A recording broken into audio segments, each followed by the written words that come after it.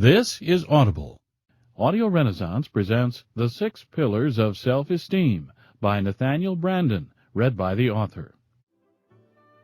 Hello. My purpose in this program is to identify the most important factors on which self-esteem depends. If self-esteem is the health of the mind, then few subjects are of comparable urgency. The turbulence of our times demands strong selves with a clear sense of identity, competence, and worth. With a breakdown of cultural consensus, an absence of worthy role models, little in the public arena to inspire our allegiance, and disorientingly rapid change a permanent feature of our lives, with all that, it is a dangerous moment in history not to know who we are or not to trust ourselves. The stability we cannot find in the world, we must create within our own persons. To face life with low self-esteem is to be at a severe disadvantage. These considerations are part of my motivation in writing this program, which in essence consists of my answers to 4 questions. What is self-esteem? Why is self-esteem important? What can we do to raise the level of our self-esteem? What role do others play in influencing our self-esteem? Self-esteem is shaped by both internal and external factors. By internal, I mean factors residing within or generated by the individual, ideas or beliefs, practices or behaviors. By external, I mean factors in the environment, such as messages verbally or non-verbally transmitted, or experiences evoked by parents, teachers, significant others, organizations, and culture. I examine self-esteem from the inside and the outside. What is the contribution of the individual to his or her self-esteem, and what is the contribution of other people? I first lectured on self-esteem and its impact on love, work, and the struggle for happiness in the late 1950s, and published my first articles on the subject in the 1960s. The challenge then was to gain public understanding of its importance. Self-esteem was not yet an expression in widespread use. Today, the danger may be that the idea has become fashionable. It is on everyone's tongue, which is not to say that it is better understood. Yet if we are unclear about its precise meaning and about the specific factors its successful attainment depends on, if we are careless in our thinking, or succumb to the oversimplifications and sugar-coatings of pop psychology, then the subject will suffer a fate worse than being ignored. It will become trivialized. In working with self-esteem, we need to be aware of 2 dangers. One is that of oversimplifying what healthy self-esteem requires, and thereby of catering to people's hunger for quick fixes and effortless solutions. The other is that of surrendering to a kind of fatalism or determinism that assumes in effect that individuals either have good self-esteem or they haven't. In other words, everyone's destiny is set by the first few years of life, and there's not much to be done about it, except perhaps years of psychotherapy. Both views encourage passivity. Both obstruct our vision of what is possible. My experience is that most people underestimate their power to change and grow. They believe implicitly that yesterday's pattern must be tomorrow's. They do not see that choices do exist. They rarely appreciate how much they can do on their own behalf if genuine growth and higher self-esteem are their goals, and if they are willing to take responsibility for their own lives. The belief that they are powerless becomes a self-fulfilling prophecy. This program ultimately is a call to action. It is addressed to all men and women who wish to participate actively in the process of their evolution, as well as to psychologists, parents, teachers, and those responsible for the culture of organizations. This program is about what is possible. There are realities we cannot avoid. One of them is the importance of self-esteem. Regardless of what we do or do not admit, we cannot be indifferent to our self-evaluation. However, we can run from this knowledge if it makes us uncomfortable. We can shrug it off, evade it, declare that we are only interested in practical matters and escape into baseball or the evening news or the financial pages or a shopping spree or a sexual adventure or a drink. Yet, self-esteem is a fundamental human need. Its impact requires neither our understanding nor our consent. It works its way within us, with or without our knowledge.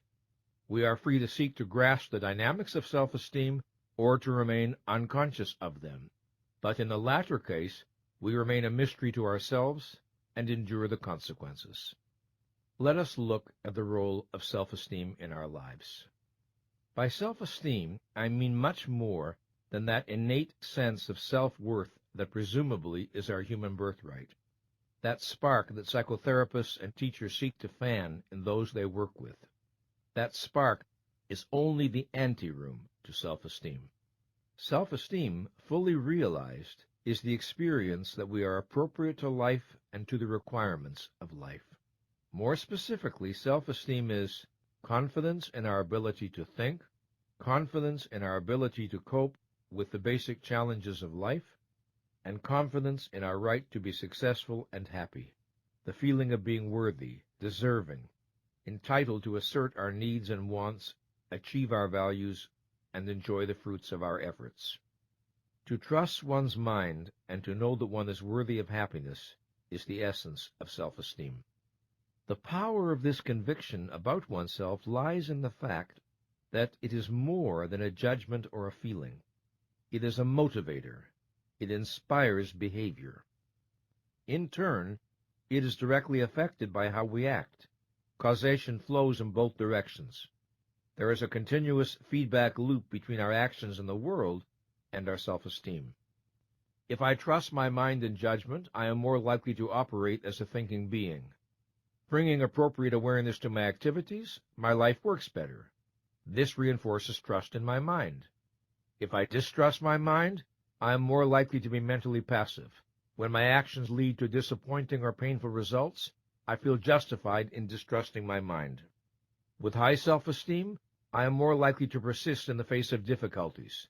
With low self-esteem, I am more likely to give up, or go through the motions of trying without really giving my best. If I persevere, the likelihood is that I will succeed more often than I fail. If I don't, the likelihood is that I will fail more often than I succeed.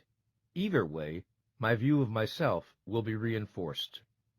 If I respect myself and require that others deal with me respectfully, I send out signals and behave in ways that increase the likelihood that others will respond appropriately. When they do, I am reinforced and confirmed in my initial belief. If I lack self-respect and accept discourtesy, abuse, or exploitation from others as natural, I unconsciously transmit this, and some people will treat me at my self-estimate. When this happens, and I submit to it, my self-respect deteriorates still more. The value of self-esteem lies not merely in the fact that it allows us to feel better, but that it allows us to live better, to respond to challenges and opportunities more resourcefully and more appropriately. The level of our self-esteem has profound consequences for every aspect of our existence. How we operate in the workplace, how we deal with people, how high we are likely to rise, how much we are likely to achieve. In the personal realm, it helps determine with whom we are likely to fall in love, how we interact with our spouse, children, and friends, and what level of personal happiness we attain. There are positive correlations between healthy self-esteem and a variety of other traits that bear directly on our capacity for achievement and for happiness. Healthy self-esteem correlates with rationality, realism, intuitiveness, creativity, independence, flexibility, ability to manage change, willingness to admit and correct mistakes, benevolence, and cooperativeness. Poor self-esteem correlates with irrationality, blindness to reality, rigidity, fear of the new and unfamiliar, inappropriate conformity or inappropriate rebelliousness, defensiveness, over-compliant or over-controlling behavior, and fear of or hostility toward other people. High self-esteem seeks the challenge and stimulation of worthwhile and demanding goals. Low self-esteem seeks the safety of the familiar and undemanding. The more solid our self-esteem, the better equipped we are to cope with troubles that arise in our personal lives or in our careers. And the quicker we are to pick ourselves up after a fall, the more energy we have to begin anew. The higher our self-esteem, the more ambitious we tend to be, not necessarily in a career or financial sense, but in terms of what we hope to experience in life, emotionally, intellectually, creatively, spiritually. The lower our self-esteem, the less we aspire to, and the less we are likely to achieve. Either path tends to be self-reinforcing and self-perpetuating. The higher our self-esteem, the stronger the drive to express ourselves, reflecting the sense of richness within. The lower our self-esteem, the more urgent the need to quote-unquote prove ourselves, or to forget ourselves by living mechanically and unconsciously. The higher our self-esteem, the more open, honest, and appropriate our communications are likely to be, because we believe our thoughts have value and therefore we welcome rather than fear clarity. The lower our self-esteem, the more muddy, evasive, and inappropriate our communications are likely to be because of uncertainty about our own thoughts and feelings and our anxiety about the listener's response. The healthier our self-esteem, the more inclined we are to treat others with respect, benevolence, goodwill, and fairness, since we do not tend to perceive them as a threat, and since self-respect is the foundation of respect for others. We tend to feel most comfortable, most at home, with persons whose self-esteem level resembles our own. Opposites may attract about some issues, but not this one. High self-esteem individuals tend to be drawn to high self-esteem individuals. We do not see a passionate love affair, for example, between persons at opposite ends of the self-esteem continuum, just as we are not likely to see a passionate romance between intelligence and stupidity. Note that I am speaking of passionate love, not a brief infatuation or sexual episode which can operate by a different set of dynamics. Medium self-esteem individuals are typically attracted to medium self-esteem individuals. Low self-esteem seeks low self-esteem in others. Not consciously, of course, but by the logic of that which leads us to feel we have encountered a soulmate. The most disastrous relationships are those between persons who think poorly of themselves. The union of two abysses does not produce a height. It is not difficult to see the importance of self-esteem to success in the arena of intimate relationships. There is no greater barrier to romantic happiness than the fear that I am undeserving of love and that my destiny is to be hurt. Such fears give birth to self-fulfilling prophecies. If I enjoy a fundamental sense of efficacy and worth, and experience myself as lovable, then I have a foundation for appreciating and loving others. I have something to give. I am not trapped in feelings of deficiency. But if I lack respect and enjoyment of who I am, I have very little to give except my unfilled needs. In my emotional impoverishment, I tend to see other people essentially as sources of approval or disapproval. I do not appreciate them for who they are in their own right. I see only what they can or cannot do for me. I am not looking for people whom I can admire and with whom I can share the excitement and adventure of life. I am looking for people who will not condemn me, and perhaps will be impressed by my persona, the face I present to the world. My ability to love remains undeveloped. We have all heard the observation that, if you do not love yourself, you will be unable to love others. Less well understood is the other half of the story. If I do not feel lovable, it is very difficult to believe that anyone else loves me. If I do not accept myself, how can I accept your love for me? Your warmth and devotion are confusing. They confound my self-concept, since I know I am not lovable. Thus, even if I consciously disown my feelings of being unlovable, even if I insist or try to insist that I am wonderful, my poor self-concept remains deep within to undermine my attempts at relationships. Unwittingly, I become a saboteur of love. I attempt love, but the foundation of inner security is not there. Instead, there is the secret fear that I am destined only for pain. so I pick someone who inevitably will reject or abandon me. Or, if I pick someone with whom happiness might be possible, I subvert the relationship by demanding excessive reassurances, or by venting irrational possessiveness, or by making catastrophes of small frictions, or by seeking control through subservience or domination, by finding ways to reject my partner before my partner can reject me. Everyone knows the famous Groucho Marx joke that he would never join a club that would have him for a member. That is exactly the idea by which some low self-esteem people operate their love life. If you love me, you obviously are not good enough for me. Only someone who will reject me is an acceptable object of my devotion. Note that it is not always necessary to destroy the relationship entirely. It may be acceptable that the relationship continue, providing I am not happy. I may engage in a project called struggling to be happy, or working on our relationship. I may read books on the subject, participate in seminars, attend lectures, or enter psychotherapy with the announced aim of being happy in the future. But not now, not today. The possibility of happiness in the present is too terrifyingly immediate. Happiness anxiety, as I call it, is very common. Happiness can activate internal voices saying, I don't deserve this, or it will never last, or I'm riding for a fall, or I'm killing my mother or father by being happier than they ever were, or happiness is only an illusion, or nobody else is happy, so why should I be? What is required for many of us is the courage to tolerate happiness without self-sabotage, until such time as we lose the fear of it and realize that it will not destroy us and it need not disappear. One day at a time, I will tell clients, see if you can get through today without doing anything to undermine or subvert your good feelings. And if you fall off the wagon, don't despair.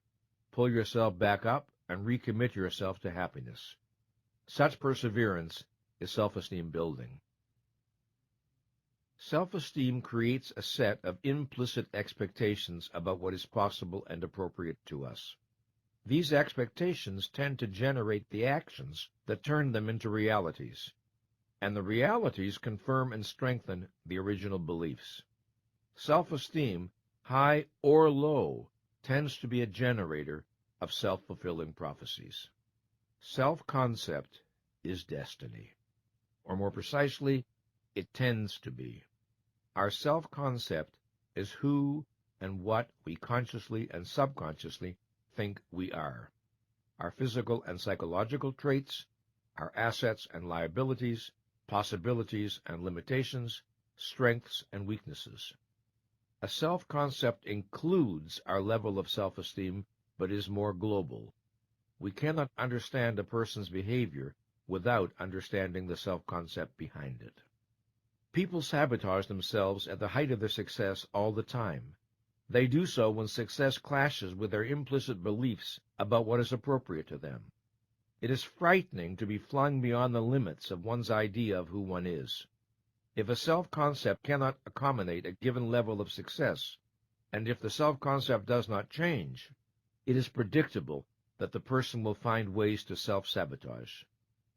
Poor self-esteem places us in an adversarial relationship to our well-being. The question is sometimes asked, is it possible to have too much self-esteem? No, it is not, no more than it is possible to have too much physical health, or too powerful an immune system. Sometimes self-esteem is confused with boasting or bragging or arrogance, but such traits reflect not too much self-esteem, but too little. They reflect a lack of self-esteem. Persons of high self-esteem are not driven to make themselves superior to others. They do not seek to prove their value by measuring themselves against a comparative standard. Their joy is in being who they are, not in being better than someone else. I recall reflecting on this issue one day while watching my dog playing in the backyard. She was running about, sniffing flowers, chasing squirrels, leaping into the air, showing a great joy in being. I am sure she was not thinking that she was more glad to be alive than the dog next door. She was simply delighting in her own existence. That image captures something essential of how I understand the experience of healthy self-esteem. People with troubled self-esteem are often uncomfortable in the presence of those with higher self-esteem. They may feel resentful and declare they have too much self-esteem, but what they are really making is a statement about themselves. The sad truth is, whoever is successful in this world runs the risk of being a target. People of low achievement often envy and resent people of high achievement.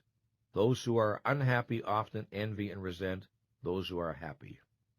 And those of low self-esteem sometimes like to talk about the danger of having, as they put it, too much self-esteem. A poor self-esteem does not mean that we will necessarily be incapable of achieving any real values. Some of us may have the talent, energy, and drive to achieve a great deal, in spite of feelings of inadequacy or unworthiness. An example is the highly productive workaholic who is driven to prove his worth to, say, a father who predicted he would always be a loser. But a poor self-esteem does mean that we will be less effective and less creative than we have the power to be, and it means that we will be crippled in our ability to find joy in our achievements. Nothing we do will ever feel like enough. If my aim is to prove I am enough, the project goes on to infinity, because the battle was already lost on the day I conceded the issue was debatable. So it is always one more victory, one more promotion, one more sexual conquest, one more company, one more piece of jewelry, a larger house, a more expensive car, another award, yet the void within remains unfilled. In today's culture, some frustrated people who hit this impasse announce that they have decided to pursue a spiritual path and renounce their egos. This enterprise is doomed to failure. An ego, in the mature and healthy sense, is precisely what they have failed to attain. They dream of giving away what they do not possess. No one can successfully bypass the need for self-esteem. A word of caution. If one error is to deny the importance of self-esteem, another is to claim too much for it. In their enthusiasm, some writers today seem to suggest that a healthy sense of self-value is all we need to assure happiness and success. The matter is more complex than that. A well-developed sense of self is a necessary condition of our well-being, but not a sufficient condition. Its presence does not guarantee fulfillment, but its lack guarantees some measure of anxiety, frustration, or despair. Self-esteem is not a substitute for a roof over one's head or food in one's stomach, but it increases the likelihood that one will find a way to meet such needs. Self-esteem is not a substitute for the knowledge and skills one needs to operate effectively in the world, but it increases the likelihood that one will acquire them. The survival value of self-esteem is especially evident today. We have reached a moment in history when self-esteem, which has always been a supremely important psychological need, has also become a supremely important economic need. It is the attribute imperative for adaptiveness to an increasingly complex, challenging, and competitive world. In the past few decades, the United States has shifted from a manufacturing society to an information society. We now live in a global economy characterized by rapid change, accelerating scientific and technological breakthroughs, and an unprecedented level of competitiveness. These developments create demands for higher levels of education and training than were required of previous generations. Everyone acquainted with business culture knows this. What is not understood is that these developments also create new demands on our psychological resources. Specifically, these developments ask for a greater capacity for innovation, self-management, personal responsibility, and self-direction. A modern business can no longer be run by a few people who think and many people who just do what they are told. Today, organizations need not only an unprecedentedly higher level of knowledge and skill among all those who participate, but also a higher level of independence, self-reliance, self-trust, and the capacity to exercise initiative. In a word, self-esteem. The challenge extends further than the world of business. We are freer than any generation before us to choose our own religion, philosophy, or moral code, to adopt our own lifestyle, to select our own criteria for the good life. We no longer have unquestioning faith in tradition. We no longer believe that government will lead us to salvation, nor church, nor labor unions, nor big organizations of any kind. We have more choices and options than ever before in every area. Frontiers of limitless possibilities now face us in whatever direction we look. To be adaptive in such an environment, we have a greater need for personal autonomy. This is because there is no widely accepted code of values and rituals to spare us the challenge of individual decision-making. We must learn to think for ourselves, to cultivate our own resources, and to take responsibility for the choices, values, and actions that shape our lives. The greater the number of choices and decisions we need to make at a conscious level, the more urgent our need for self-esteem. Self-esteem has two interrelated components. One is a sense of basic confidence in the face of life's challenges. This is self-efficacy. The other is a sense of being worthy of happiness. This is self-respect. Self-efficacy means confidence in the functioning of my mind, in my ability to think, understand, learn, choose, and make decisions. It means confidence in my ability to understand the facts of reality that fall within the sphere of my interests and needs. It means self-trust and self-reliance. Self-respect means assurance of my value. It means an affirmative attitude toward my right to live and to be happy. It means comfort in appropriately asserting my thoughts, wants, and needs. It means the feeling that joy and fulfillment are my natural birthright. We will need to consider these two ideas in more detail, but for the moment consider the following. If an individual felt inadequate to face the challenges of life, if an individual lacked fundamental self-trust, confidence in his or her mind, we would recognize a self-esteem deficiency, no matter what other assets he or she possessed. Or, if an individual lacked a basic sense of self-respect, felt unworthy or undeserving of the love or respect of others, unentitled to happiness, fearful of asserting thoughts, wants, or needs, again, we would recognize a self-esteem deficiency, no matter what other positive attributes he or she exhibited. Self-efficacy and self-respect are the dual foundations of healthy self-esteem. Absent either one, self-esteem is impaired. They are the defining characteristics of self-esteem. Within a given person, there will be inevitable fluctuations in self-esteem levels, much as there are fluctuations in all psychological states. We need to think in terms of a person's average level of self-esteem. While we sometimes speak of self-esteem as a conviction about oneself, it is more accurate to speak of it as a disposition to experience oneself a particular way. What way? Let me sum it up in a formal, precise definition. Self-esteem is the disposition to experience oneself as competent to cope with the basic challenges of life and as worthy of happiness. Now, the value of a precise definition is that it allows us to distinguish a particular aspect of reality from all others so that we can think about it and work with it with clarity and focus.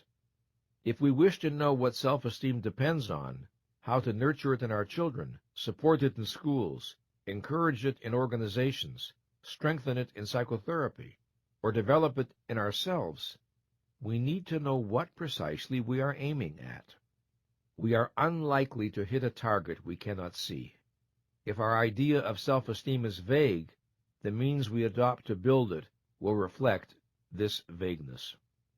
Am I suggesting that the definition of self-esteem I offer is written in stone and can never be improved on? Not at all. Definitions are contextual.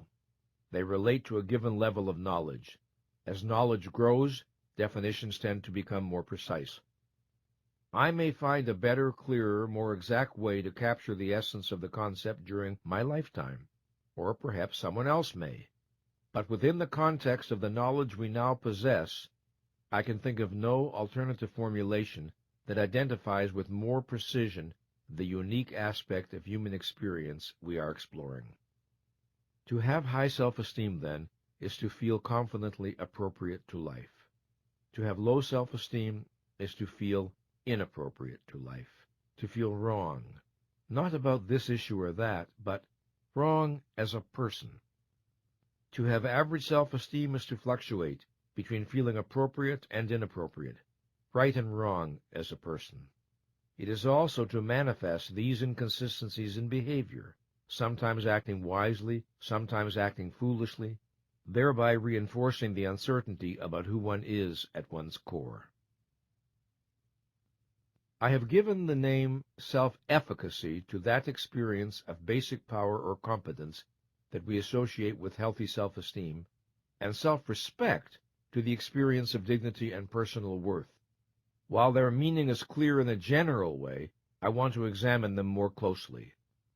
First, self-efficacy. To be efficacious in the basic dictionary sense is to be capable of producing a desired result.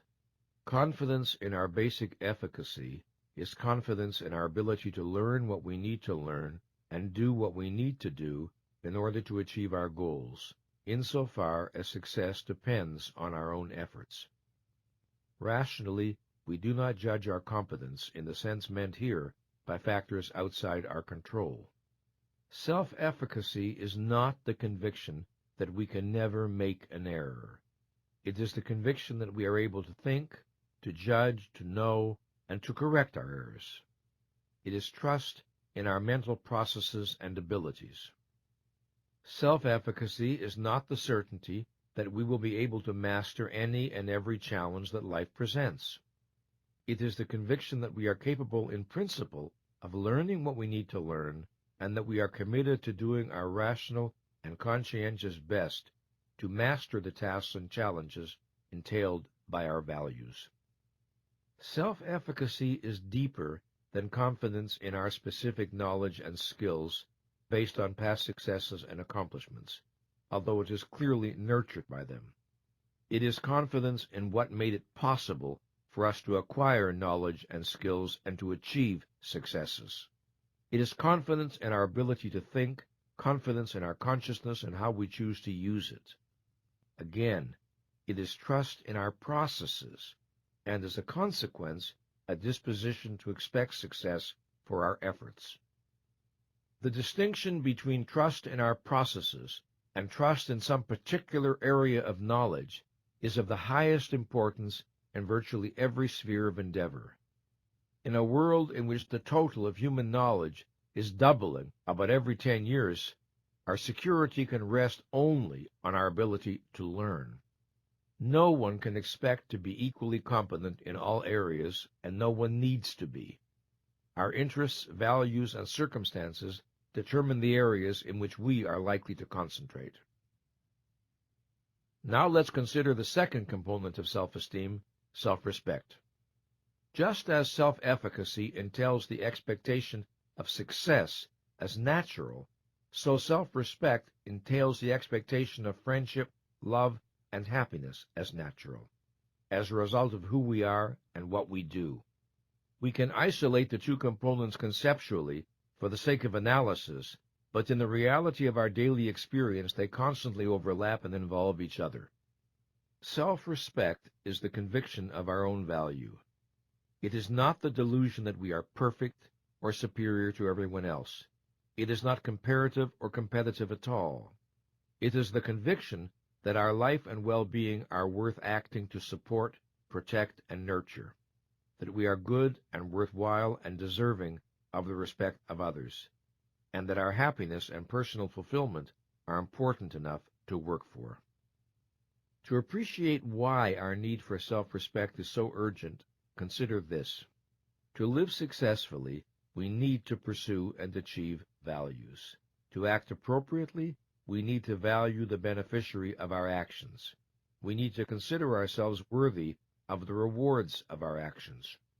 Absent this conviction, we will not know how to take care of ourselves, protect our legitimate interests, satisfy our needs, or enjoy our own achievements. Thus, our experience of self-efficacy also will be impaired. If we respect ourselves, we tend to act in ways that confirm and reinforce this respect, such as requiring others to deal with us appropriately. If we wish to raise the level of our self-respect, we need to act in ways that will cause it to rise, and this begins with a commitment to the value of our own person. The need to see ourselves as good is the need to experience self-respect. It emerges very early. As we develop from childhood, we progressively become aware of the power to choose our actions. We become aware of our responsibility for the choices we make. We acquire our sense of being a person. We experience a need to feel that we are right as a person, right in our characteristic way of functioning. This is the need to feel that we are good. The level of our self-esteem is not set once and for all in childhood. It can grow as we mature, or it can deteriorate. There are people whose self-esteem was higher at the age of 10 than at the age of 60, and the reverse is also true. Self-esteem can rise and fall and rise again over the course of a lifetime. Mine certainly has.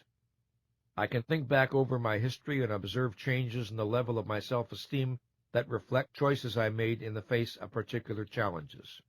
I can recall instances when I made choices I am proud of and others I bitterly regret, choices that strengthened my self-esteem and others that lowered it. We all can.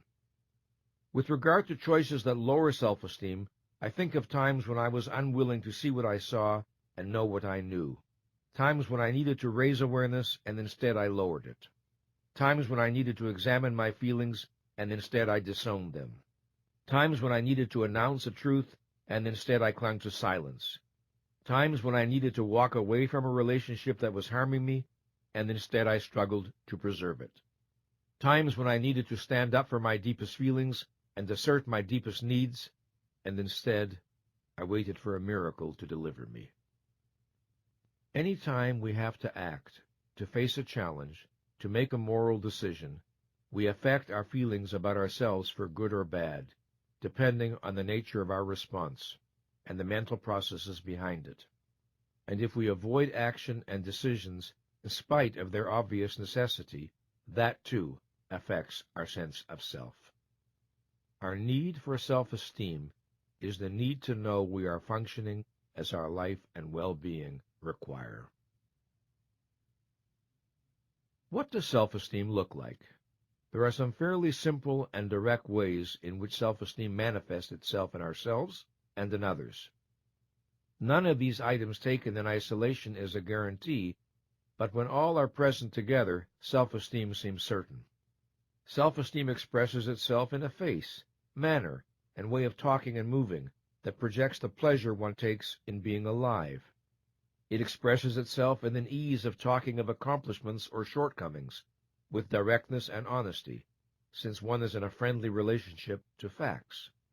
It expresses itself in the comfort one experiences in giving and receiving compliments, expressions of affection, appreciation, and the like. It expresses itself in an openness to criticism and a comfort about acknowledging mistakes, because one's self-esteem is not tied to the image of being perfect. It expresses itself when one's words and movements tend to have a quality of ease and spontaneity, reflecting the fact that one is not at war with oneself. It expresses itself in the harmony between what one says and does and how one looks, sounds, and moves. It expresses itself in an attitude of openness to and curiosity about new ideas, new experiences, new possibilities of life. It expresses itself in the fact that feelings of anxiety or insecurity, if they appear, will be less likely to intimidate or overwhelm, since accepting them, managing them, and rising above them rarely feels impossibly difficult. It expresses itself in the ability to enjoy the humorous aspects of life in oneself and others. It expresses itself in one's flexibility in responding to situations and challenges, since one trusts one's mind and does not see life as doom or defeat. It expresses itself in one's comfort with assertive behavior in oneself and others. It expresses itself in an ability to preserve a quality of harmony and dignity under conditions of stress. Physical manifestations of self-esteem include eyes that are alert, bright, and lively, shoulders that are relaxed yet erect, hands that tend to be relaxed and graceful, arms that tend to hang in an easy, natural way, a posture that tends to be unstrained, erect, well-balanced, a walk that tends to be purposeful, and a voice that tends to be modulated with an intensity appropriate to the situation and with clear pronunciation. Notice that the theme of relaxation occurs again and again. Relaxation implies that we are not hiding from ourselves, not denying our feelings, and are not at war with who we are. Chronic tension conveys some form of internal split, some form of self-avoidance or self-repudiation, some aspect of the self being disowned or held on a very tight leash. When self-esteem is low, we are often manipulated by fear. Fear of reality to which we feel inadequate. Fear of facts about ourselves or others that we have denied, disowned, or repressed. Fear of the collapse of our pretenses. Fear of exposure. Fear of the humiliation of failure and sometimes the responsibilities of success. We live more to avoid pain than to experience joy. If we feel that crucial aspects of reality with which we must deal are hopelessly closed to our understanding, if we face the key problems of life with a basic sense of helplessness, if we feel that we dare not pursue certain lines of thought because of the unworthy features of our own character that will be brought to light, if we feel in any sense whatever that reality is the enemy of our self-esteem, these fears tend to sabotage the efficacy of consciousness, thereby worsening the initial problem. If we face the basic problems of life with an attitude of, "Who am I to know? Who am I to decide?" or "It is dangerous to be conscious," or "It's futile to try to think or understand," we are undercut at the outset. A mind does not struggle for that which it regards as impossible or undesirable. If low self-esteem dreads the unknown and unfamiliar, high self-esteem seeks new frontiers. If low self-esteem avoids challenges, high self-esteem desires and needs them. If low self-esteem looks for a chance to be absolved, high self-esteem looks for an opportunity to admire. In these opposite principles of motivation, we have a guide to the health of the mind or spirit. We can say that an individual is healthy to the extent that the basic principle of motivation is that of motivation by confidence. The degree of motivation by fear is the measure of underdeveloped self-esteem. Sometimes we see people who enjoy worldly success, are widely esteemed, or who have a public veneer of assurance, and yet are deeply dissatisfied, anxious, or depressed. They may project the appearance of self-efficacy and self-respect. They may have the persona of self-esteem, but they do not possess the reality. How might we understand them? We have noted that to the extent we fail to develop authentic self-esteem, the consequence is varying degrees of anxiety, insecurity, and self-doubt. This is the sense of being, in effect, inappropriate to existence. Of course, no one thinks of it in those terms. Perhaps instead one thinks, something is wrong with me, or I'm lacking something essential. This state tends to be painful, and because it is painful, we are often motivated to evade it, to deny our fears, rationalize our behavior, and create the appearance of a self-esteem we do not possess. We may develop what I have called pseudo-self-esteem. Pseudo-self-esteem is the illusion of self-efficacy and self-respect without the reality. It is a self-protective device to diminish anxiety and to provide a spurious sense of security, a device to assuage our need for authentic self-esteem while allowing the real causes of its lack to remain unexamined. Nothing is more common than to pursue self-esteem by means that will not and cannot work. Instead of seeking self-esteem through consciousness, responsibility, and integrity, we may seek it through popularity, material acquisitions, or sexual exploits. Instead of valuing personal authenticity, we may value belonging to the right clubs, or the right church, or the right political party. Instead of seeking self-respect through honesty, we may seek it through philanthropy. I must be a good person. I do good works. Instead of striving for the true power of competence, we may pursue the so-called power of manipulating or controlling other people. The possibilities for self-deception are almost endless. Self-esteem is an intimate experience. It resides in the core of one's being. It is what I think and feel about myself, not what someone else thinks or feels about me. This simple fact can hardly be overemphasized. I can be loved by my family, my mate, and my friends, and yet not love myself. I can be admired by my associates, and yet regard myself as worthless. I can project an image of assurance and poise that fools almost everyone, and yet secretly tremble with a sense of my inadequacy. I can fulfill the expectations of others, and yet fail my own. I can win every honor, and yet feel I have accomplished nothing. I can be adored by millions, and yet wake up each morning with a sickening sense of fraudulence and emptiness. The tragedy of many people's lives is that they look for self-esteem in every direction except within, and so they fail in their search. The ultimate source of self-esteem is and can only be internal, in what we do, not what others do.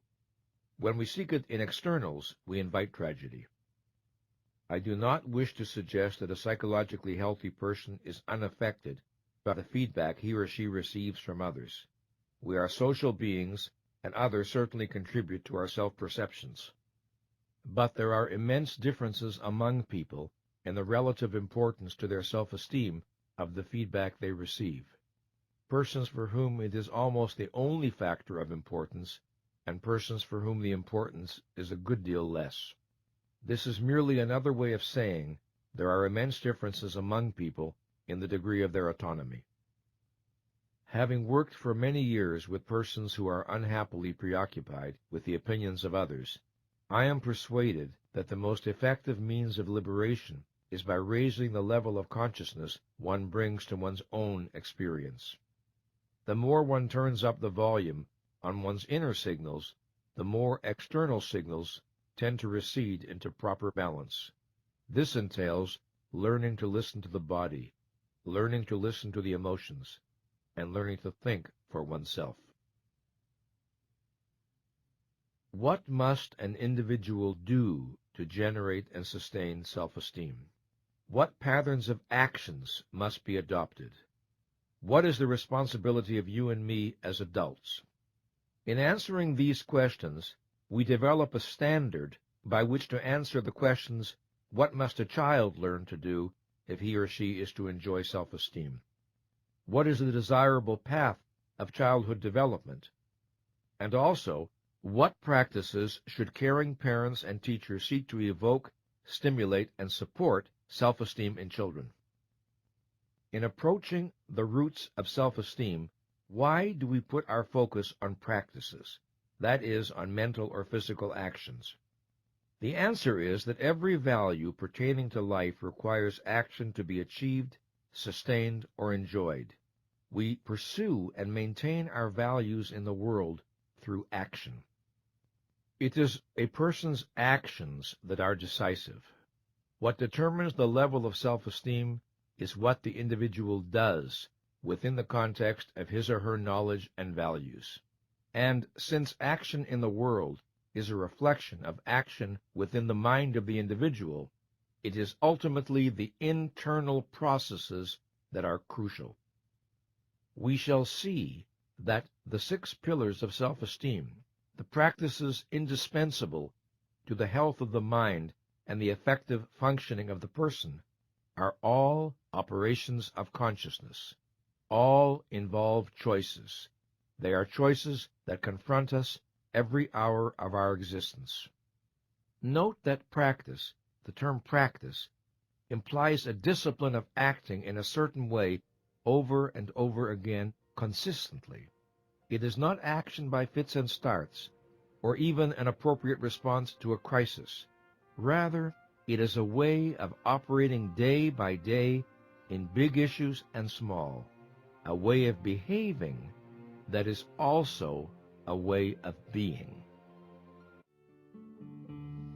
Since self-esteem is a consequence, a product of internally generated practices, we cannot work on self-esteem directly, neither our own nor anyone else's. We must address ourselves to the source. If we understand what these internal practices are, we can commit to initiating them within ourselves and to dealing with others in such a way as to facilitate or encourage them to do likewise. To encourage self-esteem in the schools or in the workplace, for instance, is to create a climate that supports and reinforces the practices that strengthen self-esteem. What then does healthy self-esteem depend on? What are the practices of which I speak? I will name 6 that are demonstrably crucial. I call them the 6 pillars of self-esteem. It will not be difficult to see why any improvements in these practices generate unmistakable benefits. Once we understand these practices, we have the power to choose them, to work on integrating them into our way of life. The power to do so is the power to raise the level of our self-esteem, from whatever point we may be starting, and however difficult the project may be in the early stages. One does not have to attain perfection in these practices. One only needs to raise one's average level of performance to experience growth in self-efficacy and self-respect.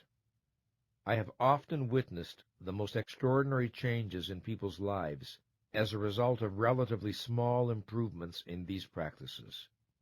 In fact, I encourage clients to think in terms of small steps rather than big ones, because big ones can intimidate and paralyze. Small ones seem more attainable, and one small step leads to another. Here are the 6 pillars of self-esteem. 1. The practice of living consciously. 2. The practice of self-acceptance. 3. The practice of self-responsibility. 4. The practice of self-assertiveness. 5. The practice of living purposefully. 6. The practice of personal integrity. Let's now examine each of them in turn. The first pillar of self-esteem is the practice of living consciously. In virtually all of the great spiritual and philosophical traditions of the world, there appears some form of the idea that most human beings are sleepwalking through their own existence. Enlightenment is identified with waking up. Evolution and progress are identified with an expansion of consciousness. Why is consciousness so important? Because for all species that possess it, consciousness is the basic tool of survival. It is the ability to be aware of the environment in some form, at some level, and to guide action accordingly. I use consciousness here in its primary meaning, that is, the state of being conscious or aware of some aspect of reality. To the distinctively human form of consciousness, with its capacity for concept formation and abstract thought, we give the name mind. We are beings for whom consciousness at the conceptual level is volitional. This means that the design of our nature contains some extraordinary options, that of seeking awareness, or not bothering, or actively avoiding it, that of seeking truth, or not bothering, or actively avoiding it, that of focusing our mind, or not bothering, or choosing to drop to a lower level of consciousness. This capacity for self-management is our glory and at times our burden. If we do not bring an appropriate level of consciousness to our activities, if we do not live mindfully, the inevitable penalty is a diminished sense of self-efficacy and self-respect. We cannot feel competent and worthy while conducting our lives in a mental fog. Our mind is our basic tool of survival. Betray it, and self-esteem suffers. Through the thousands of choices we make between thinking and non-thinking, being responsible toward reality or evading it, we establish a sense of the kind of person we are. Consciously, we rarely remember these choices, but deep in our psyche they are added up, and the sum is that experience we call self-esteem. Self-esteem is the reputation we acquire with ourselves. We are not all equal in intelligence, but intelligence is not the issue.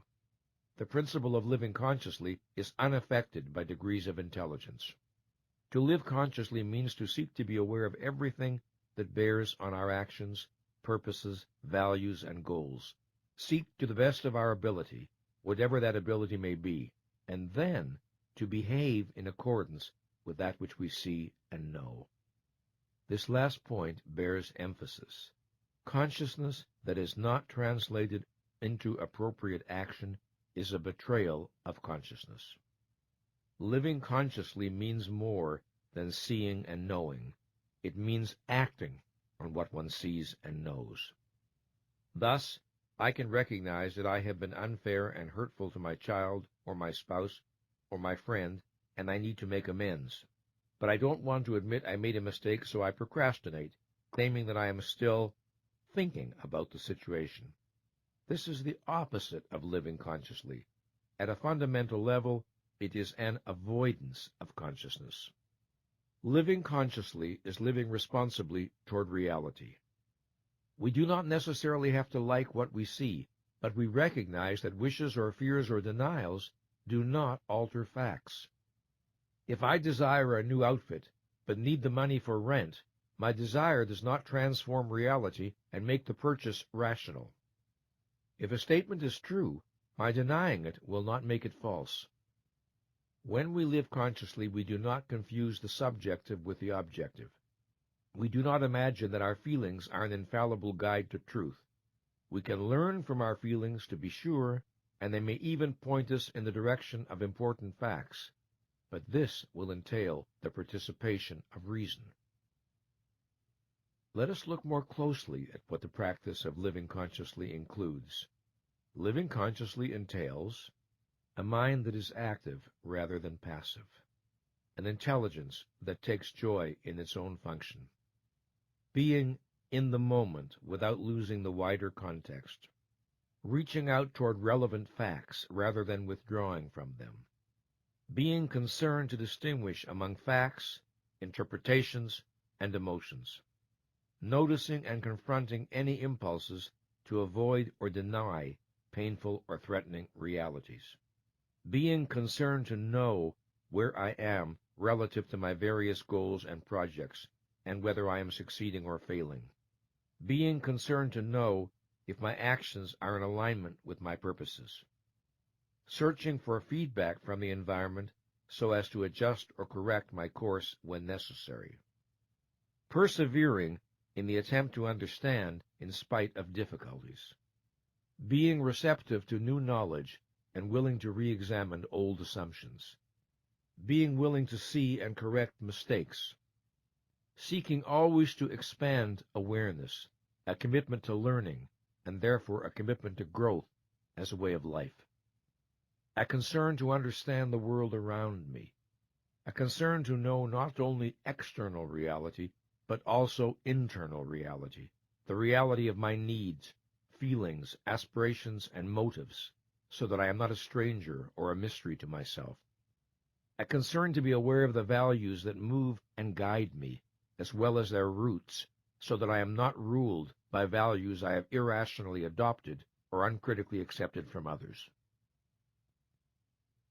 All of us can look back over our life and think of times when we did not bring to some concern as much consciousness as was needed. We tell ourselves, if only I had thought more, if only I hadn't been so impulsive.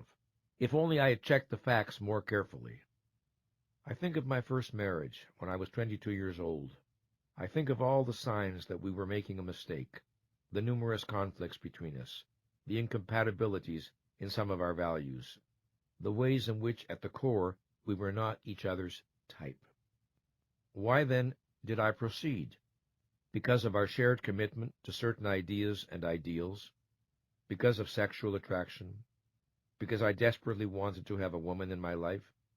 Because she was the first person from whom I did not feel alienated, and I lacked confidence that another would come along? Because I naively imagined that marriage could solve all the problems between us? There were reasons, to be sure. Still, if someone had said to me, or if I had somehow thought to say to myself, if you were to bring a higher level of consciousness to your relationship with Barbara and to do so steadily, day after day, what do you suppose might happen? If I had said that, I have to wonder what I might have been led to come to grips with. To a mind that is receptive, so simple yet provocative a question can have astonishing potency. The fact was, I examined neither the feelings driving me toward marriage nor the feelings signaling danger. I did not confront the logical and obvious questions. Why marry now? Why not wait until more is resolved between you? And because of what I did not do, my self-esteem suffered a subtle wound, although it would be years before I fully understood this. There is an exercise that I give to therapy clients today that I wish I had known about then. The course of my life over the next decade or so might have been different if for 2 weeks I sat at my desk each morning and wrote the following incomplete sentence in my notebook. If I bring a higher level of consciousness to my relationship with Barbara, if I had then written 6 to 10 endings as rapidly as I could, without rehearsing, censoring, planning, or thinking, I would have found myself making more and more conscious, explicit, and inescapable all the deep reservations I had about this relationship, as well as my process of avoidance and denial.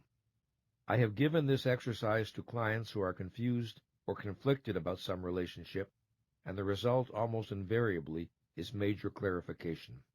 Sometimes the relationship radically improves, sometimes it ends. Had I known to use this technique, I would have had to face the fact that loneliness was driving me more than admiration. If Barbara had done a similar exercise, she would have realized that she was no more rational than I in what we were preparing to do. Whether we would have had the courage and wisdom to stay at this higher level of awareness is something I can only speculate about now. Judging from the experience of my clients, it would have been extraordinarily difficult for us to persist blindly on our course, because we would no longer have been blind, and opening one door clears the way to opening another, and then another. In the course of this program, I will give you suggestions for sentence completion exercises. Sentence completion work is a deceptively simple, yet uniquely powerful tool for raising self-understanding, self-esteem, and personal effectiveness. It rests on the premise that all of us have more knowledge than we normally are aware of. Sentence completion is a tool for accessing and activating these hidden resources. The essence of this procedure is to write an incomplete sentence, called a stem sentence, and to keep adding different endings to it. The sole requirement is that each ending be a grammatical completion of the sentence. We want a minimum of 6 endings, and 10 is plenty. There are 2 ways to approach this.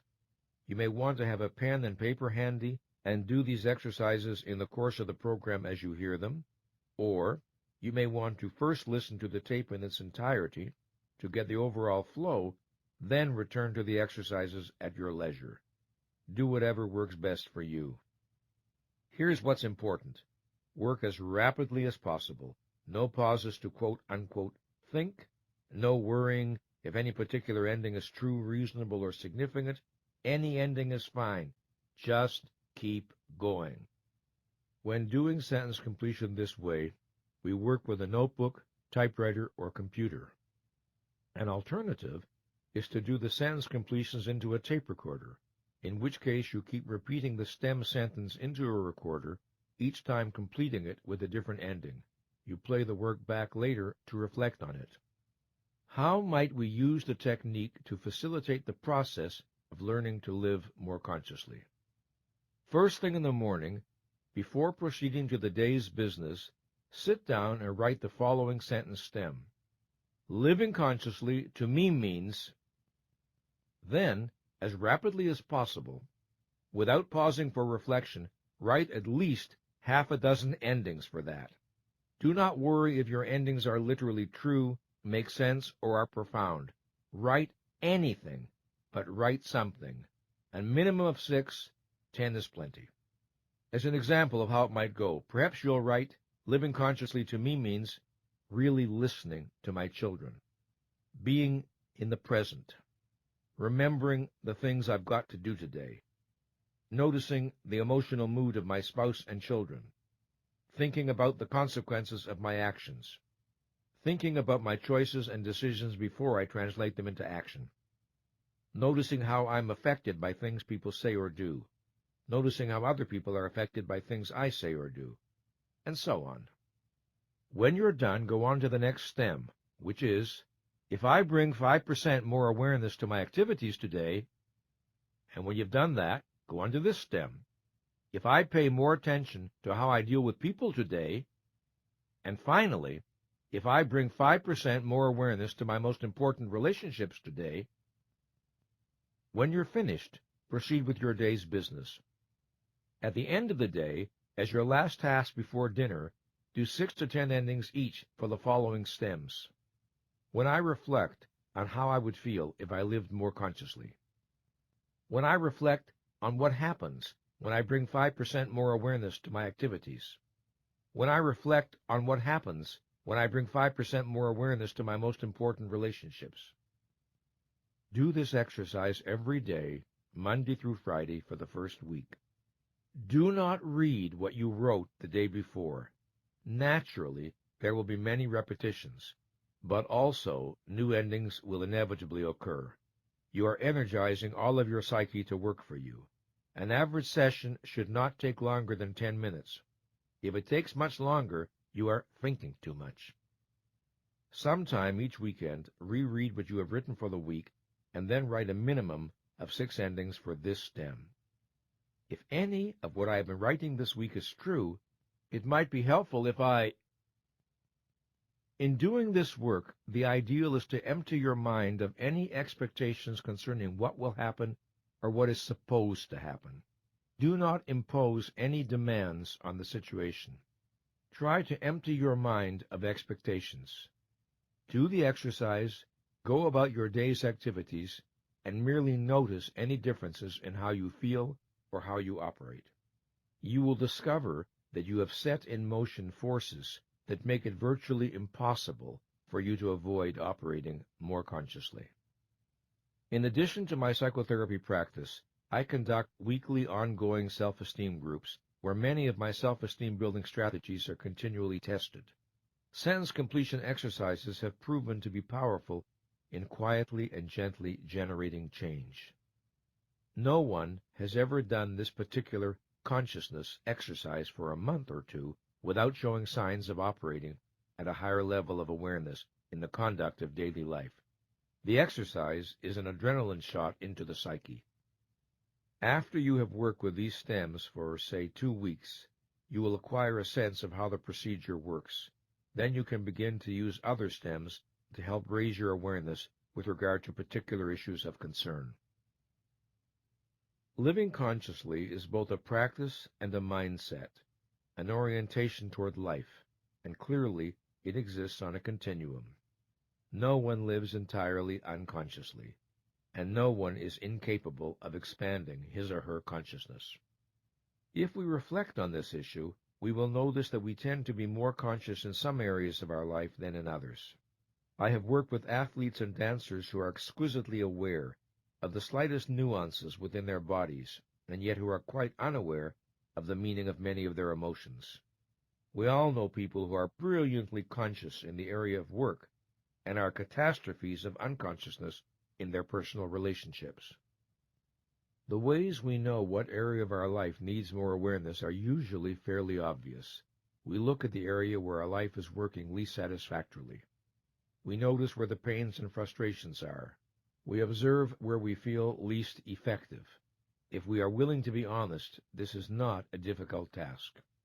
Once you identify the areas in your life where you are at your most conscious, and also the areas where you are your least conscious, the next step is to reflect on what seems to be difficult about staying in high-level mental focus in the troublesome areas. You might find it stimulating to consider the following questions. If you choose to be more conscious at work, what might you do differently? If you choose to be more conscious in your most important relationships, what might you do differently? If you choose to pay more attention to how you deal with people, associates, employees, customers, spouse, children, or friends, what might you do differently? If you feel fear or reluctance to expand consciousness in any of these areas, what are the imagined negatives you are avoiding? If, without self-reproach, you bring more consciousness to your fears or reluctance, what might you notice? If you wanted to feel more powerful and effective in the areas where your consciousness has been less than it needs to be, what are you willing to do? The second pillar of self-esteem is the practice of self-acceptance. Without self-acceptance, self-esteem is impossible. In fact, it is so intimately bound up with self-esteem that one sometimes sees the two ideas confused. Yet they are different in meaning, and each needs to be understood in its own right. Whereas self-esteem is something we experience, self-acceptance is something we do. To be self-accepting is to be on my own side, to be for myself. In the most fundamental sense, self-acceptance refers to an orientation of self-value and self-commitment that derives from the fact that I am alive and conscious. As such, it is more primitive than self-esteem. It is a pre-rational, pre-moral act of self-affirmation. It is a kind of natural egoism that is the birthright of every human being. Some people are self-rejecting at so deep a level that no growth work can ever begin until and unless this problem is addressed. If it is not, no treatment will hold, no new learning will be properly integrated, no significant advances can be made. An attitude of basic self-acceptance entails the declaration, I choose to value myself, to treat myself with respect, to stand up for my right to exist. This primary act of self-affirmation is the base on which self-esteem develops. It can lie sleeping and then suddenly awake. It can fight for our life even when we are filled with despair. When we are on the brink of suicide, it can make us pick up the telephone and call for help. From the depths of anxiety or depression, it can lead us to the office of a psychotherapist. When all we want to do is lie down and die, it can impel us to keep moving. It is the voice of the life force. It is selfishness in the noblest meaning of that word. If it goes silent, self-esteem is the first casualty. Self-acceptance entails our willingness to experience, without denial or evasion, that we think what we think, feel what we feel, desire what we desire, have done what we have done, and are what we are. It is our willingness to experience rather than to disown whatever may be the facts of our being at a particular moment. The willingness to experience and accept our feelings carries no implication that emotions are to have the last word on what we do. I may not be in the mood to work today. I can acknowledge my feelings, experience them, accept them, and then go to work.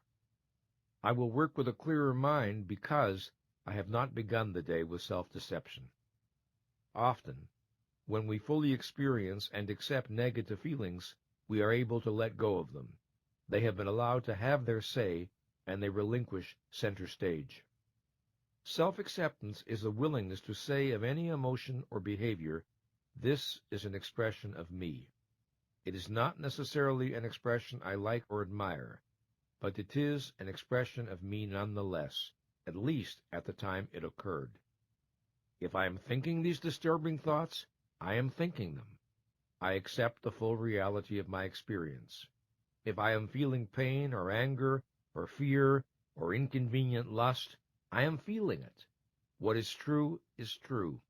I do not rationalize, deny, or attempt to explain away.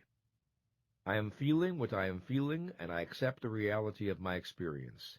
If I have taken actions of which I am later ashamed, the fact remains that I have taken them. I do not twist my brain to make facts disappear. I am willing to stand still in the presence of what I know to be true. What is, is. To accept is more than simply to acknowledge or admit. It is to experience, stand in the presence of, contemplate the reality of, absorb into my consciousness. I need to open myself to and fully experience unwanted emotions, not just perfunctorily recognize them. Accepting does not necessarily mean liking, enjoying, or condoning. I can accept one is and be determined to evolve from there. It is not acceptance but denial that leaves me stuck. I cannot be truly for myself. I cannot build self-esteem if I cannot accept myself. Self-acceptance also entails the idea of compassion, of being a friend to myself. Suppose I have done something that I regret, or of which I am ashamed, and for which I reproach myself. Self-acceptance does not deny reality, does not argue that what is wrong is really all right, but it inquires into the context in which the action was taken. It wants to understand the why. It wants to know why something that is wrong or inappropriate felt desirable, or appropriate, or even necessary at the time. We do not understand another human being when we know only that what he or she did is wrong, unkind, destructive, or whatever. We need to know the internal considerations that prompted the behavior. There is always some context in which the most offensive actions can have their own kind of sense. This does not mean they are justified, only that they can be understandable. I can condemn some action I have taken and still have compassionate interest in the motives that prompted it. I can still be a friend to myself. This has nothing to do with alibying, rationalizing, or avoiding responsibility. A good friend might say to me, "This was unworthy of you. Now tell me, what made it feel like a good idea, or at least a defensible one?" This, too, is what I can say to myself. Just as when we need to reproach or correct others, we should wish to do so in ways that do not damage their self-esteem, so we should bring the same benevolence to ourselves. This is the virtue of self-acceptance. By way of introducing clients to the idea of self-acceptance, I often like to begin with a simple exercise. It can offer a profound learning experience. Stand in front of a full-length mirror and look at your face and body. Notice your feelings as you do so. I'm asking you to focus not on your clothes or your makeup, but on you. Notice if this is difficult or makes you uncomfortable. It is good to do this exercise naked. You will probably like some parts of what you see more than others. If you're like most people, you'll find some parts difficult to look at for long because they agitate or displease you. In your eyes, there may be a pain you do not want to confront. Perhaps you're too fat or too thin. Perhaps you see signs of age and cannot bear to stay connected with the thoughts and emotions these signs evoke. So, the impulse is to escape, to flee from awareness, to reject, deny, disown aspects of yourself. Stay focused on your image in the mirror a few moments longer and say to yourself, "Whatever my defects or imperfections, I accept myself unreservedly and completely." Stay focused, breathe deeply, and say this over and over again for a minute or two without rushing the process. Allow yourself fully to experience the meaning of your words. You may find yourself protesting, "But I don't like certain things about my body, so how could I accept them unreservedly and completely?" But remember, accepting does not necessarily mean liking. Accepting does not mean we cannot imagine or wish for changes or improvements. It means experiencing without denial or avoidance that a fact is a fact. In this case, it means accepting that the face and body in the mirror are your face and body, and they are what they are. Even though you may not like or enjoy everything you see when you look in the mirror, you are still able to say, right now, that's me. And I don't deny the fact, I accept it. That is respect for reality. When clients commit to do this exercise for 2 minutes every morning and again every night for 2 weeks, they soon begin to experience the relationship between self-acceptance and self-esteem. That relationship is a mind that honors sight, honors itself. But more than that, how can self-esteem not suffer if we are in a rejecting relationship to our own physical being? Is it realistic to imagine that we can love ourselves while despising what we see in the mirror? Those who do this exercise make another important discovery. Not only do they enter a more harmonious relationship with themselves, but if aspects of the self they do not like are within their power to change, they are more motivated to make the changes, once they have accepted the facts as they are now. We are not moved to change those things whose reality we deny. What about those things we cannot change? Well, when we accept them, we grow stronger and more centered. When we curse and protest them, we disempower ourselves. Suppose our negative reaction to some experience is so overwhelming that we feel we cannot practice self-acceptance with regard to it. Let us say the feeling, thought, or memory is so distressing and agitating that acceptance feels out of the question. We feel powerless not to block and contract. The solution is not to resist our resistance. It is not useful to try to block a block. Instead, we need to do something more artful. If we cannot accept a feeling or a thought or a memory, we should accept our resistance. In other words, start by accepting where we are. Be present to the now and experience it fully.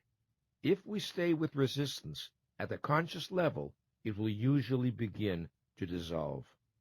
When we fight a block, it grows stronger. When we acknowledge, experience, and accept it, it begins to melt, because its continued existence requires opposition. Sometimes in therapy, when a person has difficulty accepting a feeling, I will ask if he or she is willing to accept the fact of refusing to accept the feeling. I asked this once of a client who was a clergyman and who had great difficulty in owning or experiencing his anger. Just the same, he was a very angry man. My request disoriented him. "Will I accept that I won't accept my anger?" he asked me. When I answered, "That's right," he thundered, "I refuse to accept my anger, and I refuse to accept my refusal." I asked, "Will you accept your refusal to accept your refusal? We've got to begin somewhere. Let's begin there." I asked him to face the group and say, "I'm angry," over and over again. Soon he was saying it very angrily indeed. Then I had him say, "I refuse to accept my anger," which he shouted with escalating vigor. Then I had him say, "I refuse to accept my refusal to accept my anger," which he plunged into ferociously. Then I had him say, "But I am willing to accept my refusal to accept my refusal," and he kept repeating it until he broke down and joined in the laughter of the group. "So if you can't accept the experience, accept the resistance," he said. I answered, "Right. And if you can't accept the resistance, accept your resistance to accepting the resistance. Eventually, you'll arrive at the point you can accept. Then you can move forward from there." Both accepting and disowning are implemented through a combination of mental and physical processes. The act of experiencing and accepting our emotions is implemented through, first, focusing on the feeling or emotion, then breathing gently and deeply, allowing muscles to relax, allowing the feeling to be felt, and finally, making real that this is my feeling. This is what we call owning it. In contrast, we deny and disown our emotions through, first, avoiding awareness of their reality, then constricting our breathing and tightening our muscles to cut off or numb the feeling, and finally, disassociating ourselves from our own experience. We typically encounter two fallacious assumptions when people have difficulty with the idea of self-acceptance. One is the belief that if we accept who and what we are, we must approve of everything about us. The other is the belief that if we accept who and what we are indifferent to change or improvement. But of course the question is, if we cannot accept what is, where will we find the motivation to improve? If we deny and disown what is, how will we be inspired to grow? There is a paradox here. Acceptance of what is the precondition of change, and denial of what is leaves me stuck in it. Let's try some sentence completion exercises designed to facilitate self-acceptance. Each morning, write 6 to 10 endings for the following sentence stems as rapidly as possible. Again, do not worry if your endings are literally true, make sense, or are profound.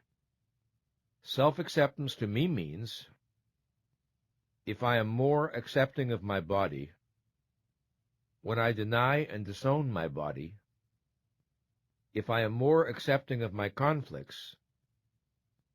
That's all. When you're finished, proceed with your day's business. In the evening, do 6 to 10 endings each for the following stems.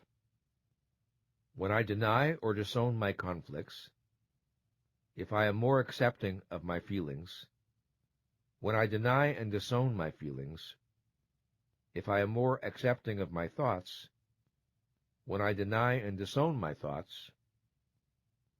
Do this exercise every day, Monday through Friday. On the weekend, read over what you have written and then write 6 to 10 endings for this stem. If any of what I have been writing this week is true, it might be helpful if anything we have the possibility of experiencing, we have the possibility of disowning, either immediately or later, in memory. Nietzsche wrote, "I did it," says memory. "I couldn't have," says pride, and remains relentless. Eventually, memory yields. Unquote. I can rebel against my memories, thoughts, emotions, actions. I can reject rather than accept virtually any aspect of my experience. I can refuse to accept my sensuality. I can refuse to accept my spirituality. I can disown my sorrow. I can disown my joy. I can repress the memory of actions of which I am ashamed. I can repress the memory of actions of which I am proud. I can deny my ignorance. I can deny my intelligence. I can refuse to accept my limitations. I can refuse to accept my potentials. I can conceal my weaknesses. I can conceal my strengths. I can deny my feelings of self-hatred. I can deny my feelings of self-love. I can pretend that I am more than I am. I can pretend that I am less than I am. I can disown my body. I can disown my mind. We can be as frightened of our assets as we are of our shortcomings, as frightened of our genius, ambition, excitement, or beauty as we are of our emptiness, passivity, depression, or unattractiveness. If our liabilities pose the problem of inadequacy, our assets pose the challenge of responsibility. The greatest crime we commit against ourselves is not that we may deny and disown our shortcomings, but that we deny and disown our greatness because it frightens us. If a fully realized self-acceptance does not evade the worst within us, neither does it evade the best. The third pillar of self-esteem is the practice of self-responsibility. To feel competent to live and worthy of happiness, I need to experience a sense of control over my existence. This requires that I be willing to take responsibility for my actions and the attainment of my goals. This means that I take responsibility for my life and well-being. Self-responsibility is essential to self-esteem, and it is also a reflection or manifestation of self-esteem.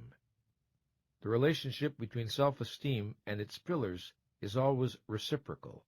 The practices that generate self-esteem are also natural expressions and consequences of self-esteem. The practice of self-responsibility entails these realizations. I am responsible for the achievement of my desires. I am responsible for my choices and actions. I am responsible for the level of consciousness I bring to my work. I am responsible for the level of consciousness I bring to my relationships. I am responsible for my behavior with other people, co-workers, associates, customers, spouse, children, friends. I am responsible for how I prioritize my time. I am responsible for my personal happiness. I am responsible for accepting or choosing the values by which I live. I am responsible for raising my self-esteem. Once, when I was lecturing to a group of psychotherapists on the 6 Pillars of Self-Esteem, one of them asked me, "Why do you put your emphasis on what the individual must do to grow in self-esteem? Isn't the source of self-esteem the fact that we are children of God?" I have encountered this question a number of times. Whether one believes in a God and whether one believes we are God's children is irrelevant to the issue of what self-esteem requires. Let us imagine that there is a God and that we are all His, her, its children. In this respect, then, we are all equal. Does it follow that everyone is or should be equal in self-esteem, regardless of whether anyone lives consciously or unconsciously, responsibly or irresponsibly, honestly or dishonestly? This is impossible. There is no way for our mind to avoid registering the choices we make in the way we operate, and no way for our sense of self to remain unaffected. If we are children of God, the questions remain, what are we going to do about it? What are we going to make of it? Will we honor our gifts or betray them? If we betray ourselves and our powers, if we live mindlessly, purposelessly, and without integrity, can we buy our way out? Can we acquire self-esteem by claiming to be God's relatives? Do we imagine we can thus relieve ourselves of personal responsibility? Whatever role a belief in God may play in our lives, surely it is not to justify a default on consciousness, responsibility, and integrity. In stressing that we need to take responsibility for our life and happiness, I am not suggesting that a person never suffers through accident or through the fault of others, or that a person is responsible for everything that may happen to him or her. Some things we have control over, others we do not. If I hold myself responsible for matters beyond my control, I put my self-esteem in jeopardy, since inevitably I will fail my expectations. If I deny responsibility for matters that are within my control, again I jeopardize my self-esteem. I need to know the difference between that which is up to me and that which is not. The only consciousness over which I have volitional control is my own. It is easy enough in work situations to observe the difference between those who practice self-responsibility and those who do not. Self-responsibility shows up as an active orientation to work and to life rather than a passive one. If there is a problem, men and women who are self-responsible ask, "What can I do about it? What avenues of action are possible to me?" They do not protest, "But no one told me what to do," or, "But it's not my job." They indulge neither in alibis nor in blaming. They are typically solution-oriented. In every organization, we encounter both types, those who wait for someone else to provide a solution and those who take responsibility for finding it. It is only by grace of the second type that organizations are able to operate effectively. In the overall conduct of my life, I would say that I have always operated at a fairly high level of self-responsibility. I did not look to others to provide for my needs or wants.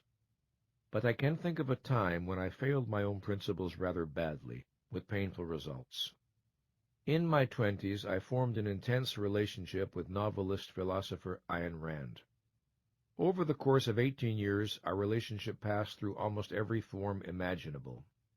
From student and teacher, to friends and colleagues, to lovers and partners, and ultimately to adversaries. In the beginning, and for some years, the relationship was nurturing, inspiring, valuable in many ways. I learned and grew enormously. But eventually, it became constricting, toxic, destructive. It became a barrier to my further intellectual and psychological development. I did not take the initiative and propose that our relationship be redefined and reconstituted on a different basis. I told myself I did not want to cause pain. I waited for her to see what I saw. I looked to her rationality and wisdom to reach the decision that would be right for both of us. In effect, I was relating to an abstraction, to the author of The Fountainhead and Atlas Shrugged, rather than the concrete woman in front of me. I did not confront the fact that her agenda was very different from mine and that she was totally absorbed in her own needs. I delayed facing the fact that nothing would change unless I made it change. And because I delayed, I caused suffering and humiliation to us both. I avoided a responsibility that was mine to take. No matter what explanations I gave myself, there was no way for my self-esteem to remain unaffected. Only when I began to take the initiative did I begin the process of regaining what I had lost. We often see this pattern in marriages. One partner sees before the other that the relationship is finished, but he or she does not want to be the bad guy, the one to end things. So instead, manipulation begins, to lead the other to make the first move. It is cruel, degrading, lacking in dignity, and hurtful to both people. It is self-demeaning and self-diminishing. To the extent that I evade responsibility, I inflict wounds on my self-esteem. In accepting responsibility, I build self-esteem. Embracing self-responsibility not merely as a personal preference, but as a philosophical principle, entails one's acceptance of a profoundly important moral idea. In taking responsibility for our own existence, we implicitly recognize that other human beings are not our servants and do not exist for the satisfaction of our needs. We are not morally entitled to treat other human beings as means to our ends, just as we are not a means to theirs. In my therapy practice and my self-esteem groups, I work with a great number of sentence stems that allow clients to explore the psychology of self-responsibility. I offer a representative sampling here. Each morning, as rapidly as possible, write 6 to 10 endings for the following sentence stems. Self-responsibility to me means, at the thought of being responsible for my own existence. If I accepted responsibility for my own existence, that would mean, when I avoid responsibility for my own existence, if I accepted 5% more responsibility for the attainment of my goals, if I took more responsibility for the success of my relationships. Sometimes I keep myself passive by. If you keep a journal and over time write 6 to 10 endings for each of these incomplete sentences, not only will you learn a great deal, but it will be almost impossible not to grow in the practice of self-responsibility. The best way of working is to do the foregoing stems Monday through Friday, then do this weekend stem. If any of what I have been writing this week is true, it might be helpful if I. Having worked with people for so many years, with the aim of building self-esteem, I have always been on the lookout for decisive moments in psychotherapy, instances when a click seems to occur in the client's mind, a new forward motion begins. One of the most important of such moments is when the client grasps that no one is coming. No one is coming to save me. No one is coming to make life right for me. No one is coming to solve my problems. If I don't do something different, nothing is going to get better. Some years ago, in my group therapy room, we hung on the wall a number of sayings that I often found useful in the course of my work. A client made me a gift of several of these sayings done in needlepoint, each with its own frame. One of these was, "No one is coming." One day a group member with a sense of humor challenged me about it. "Nathaniel, it's not true," he said. "You came." "Correct," I admitted. "But I came to say that no one is coming." The fourth pillar of self-esteem is the practice of self-assertiveness.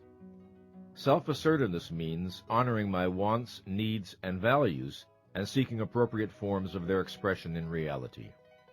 Its opposite is that surrender to timidity that consists of consigning myself to a perpetual underground where everything that I am lies hidden or stillborn, to avoid confrontation with someone whose values differ from mine, or to please, placate, or manipulate someone, or simply to belong.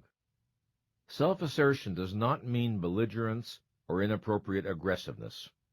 It does not mean pushing to the front of the line or knocking other people over. It does not mean upholding my own rights while being blind or indifferent to everyone else's. It simply means the willingness to stand up for myself, to be who I am openly, to treat myself with respect in all human encounters. To practice self-assertiveness is to live authentically, to speak and act from my innermost convictions and feelings, as a way of life, as a rule, allowing for the obvious fact that there may be particular circumstances in which I may justifiably choose not to do so. Appropriate self-assertiveness pays attention to context. The forms of self-expression appropriate when playing on the floor with a child are obviously different from those appropriate at a staff meeting. In every context, there will be appropriate and inappropriate forms of self-expression. Sometimes self-assertiveness is manifested through volunteering an idea or paying a compliment. Sometimes through a polite silence that signals non-agreement. Sometimes by refusing to smile at a tasteless joke. While appropriate self-expression varies with the context, in every situation there is a choice between being authentic or inauthentic, real or unreal. If we do not want to face this, of course, we will deny that we have such a choice. We will assert that we are helpless. But the choice is always there. Let's examine what self-assertiveness is and is not. The first and basic act of self-assertion is the assertion of consciousness. This entails the choice to see, to think, to be aware, to send the light of consciousness outward toward the world, and inward toward our own being. To ask questions is an act of self-assertion. To challenge authority is an act of self-assertion. To think for oneself and to stand by what one thinks is the root of self-assertion. To default on this responsibility is to default on the self at the most basic level. Note that self-assertiveness should not be confused with mindless rebelliousness. Sometimes people who are essentially dependent and fearful choose a form of assertiveness that is self-destructive. It consists of reflexively saying no when their interest would be better served by saying yes. Their only form of self-assertiveness is protest, whether it makes sense or not. We often see this response among teenagers and among adults who have never matured beyond this teenage level of consciousness. While healthy self-assertiveness requires the ability to say no, it is ultimately tested not by what we are against, but by what we are for. A life that consists only of a string of negations is a waste and a tragedy. Self-assertiveness asks that we not only oppose what we deplore, but that we live and express our values. To practice self-assertiveness logically and consistently is to be committed to my right to exist. This proceeds from the knowledge that my life does not belong to others, and that I am not here on earth to live up to someone else's expectations. To many people, this is a terrifying responsibility. It means that mother and father and other authority figures cannot be counted on as protectors. It means they are responsible for their own existence and for generating their own sense of security. To practice self-assertiveness consistently, I need the conviction that my ideas and wants are important. Unfortunately, this conviction is often lacking.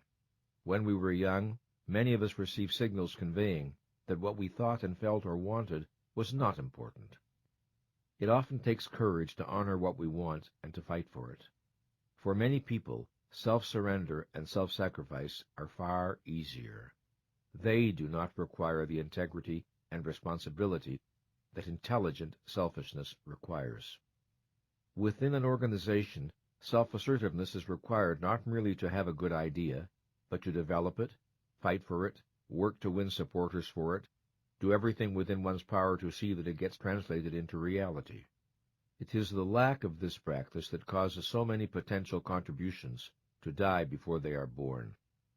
As a consultant, when I am asked to work with a team that has difficulty functioning effectively on some project, I often find that one source of the dysfunction is one or more people who do not really participate in the undertaking. Why? Because of some feeling that they do not have the power to make a difference. They do not believe that their contribution can matter. In their passivity, they become saboteurs. A project manager once remarked to me, "I'd rather worry about handling some egomaniac who thinks he's the whole project than struggle with some self-doubting but talented individual whose insecurities stop him from kicking in what he's got to offer." Without appropriate self-assertiveness, we are spectators, not participants. Healthy self-esteem asks that we leap into the arena, that we be willing to get our hands dirty. Persons with an underdeveloped sense of identity often tell themselves, "If I express myself, I may evoke disapproval. If I love and affirm myself, I may evoke resentment. If I am too happy with myself, I may evoke jealousy. If I stand out, I may be compelled to stand alone." Such people remain frozen in the face of such possibilities and pay a terrible price in loss of self-esteem. Self-assertion entails the willingness to confront rather than evade the challenges of life and to strive for mastery. When we expand the boundaries of our ability to cope, we expand self-efficacy and self-respect. When we commit ourselves to new areas of learning, when we take on tasks that stretch us, we raise personal power. We assert our existence. When we are attempting to understand something and we hit a wall, it is an act of self-assertiveness to persevere. When we undertake to acquire new skills, absorb new knowledge, extend the reach of our mind across unfamiliar spaces, we are practicing self-assertiveness. When we learn how to be in an intimate relationship without abandoning our sense of self, when we learn how to be kind without being self-sacrificing, when we learn how to cooperate with others without betraying our standards and convictions, then we are practicing self-assertiveness. Some people stand and move as if they have no right to the space they occupy.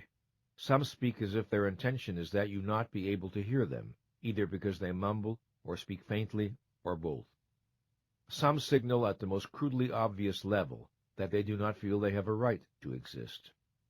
These people embody lack of self-assertiveness in its most extreme form. Their poor self-esteem is obvious. In therapy, when such men and women learn to move and speak with more assurance, they invariably report a rise in self-esteem. Not all manifestations of non-self-assertiveness are obvious. The average life is marked by thousands of unremembered silences, surrenders, capitulations, and misrepresentations of feelings and beliefs that corrode dignity and self-respect. When we do not express ourselves, do not assert our being, do not stand up for our values in contexts where it is appropriate to do so, we inflict wounds on our sense of self. The world does not do it to us. We do it to ourselves. Consider as an example a young man who sits alone in the darkness of a movie theater, deeply inspired by the drama unfolding before him. The story touches him so deeply that tears come to his eyes. He knows that in a week or so he will come back and want to see this film again. In the lobby, he spots a friend who was at the same screening, and they greet each other. He searches his friend's face for clues to his feelings about the movie, but the face is blank. The friend inquires, "How'd you like the picture?" The young man feels an instant stab of fear. He does not want to appear uncool. He does not want to say the truth. "I loved it. It touched me very deeply." So instead, he shrugs indifferently and says, "Not bad." He does not know that he has just slapped his own face, or rather he does not know it consciously. His diminished self-esteem knows it. A woman is at a cocktail party where she hears someone make an ugly racial slur that causes her inwardly to cringe. She wants to say, "I found that offensive," but she is afraid of evoking disapproval. In embarrassment, she looks away and says nothing. Later, to appease her sense of uneasiness, she tells herself, "What difference does it make? The man was a fool." But her self-esteem knows what difference it makes. Now, a personal example. I have already mentioned the relationship that I began with Ayn Rand a month before my 20th birthday, and that came to an explosive parting of the ways 18 years later. Among the many benefits that I received from her in the early years, one was an experience of profound visibility. I felt understood and appreciated by her to an extent that was without precedent. What made her response so important was the high esteem in which I held her. I admired her enormously. Only gradually did I realize that she did not tolerate disagreement well, not among intimates. She did not require full agreement among acquaintances, but with anyone who wanted to be truly close, enormous enthusiasm was expected for her every deed and utterance. I did not notice the steps by which I learned to censor negative reactions to some of her behavior. When, for example, I found her self-congratulatory remarks excessive, or her lack of empathy disquieting, or her pontificating unworthy of her. I did not give her the kind of corrective feedback everyone needs from time to time. In later years, after the break, I often reflected on why I did not speak up more often. The simple truth was, I valued her esteem too much to place it in jeopardy. I had, in effect, become addicted to it.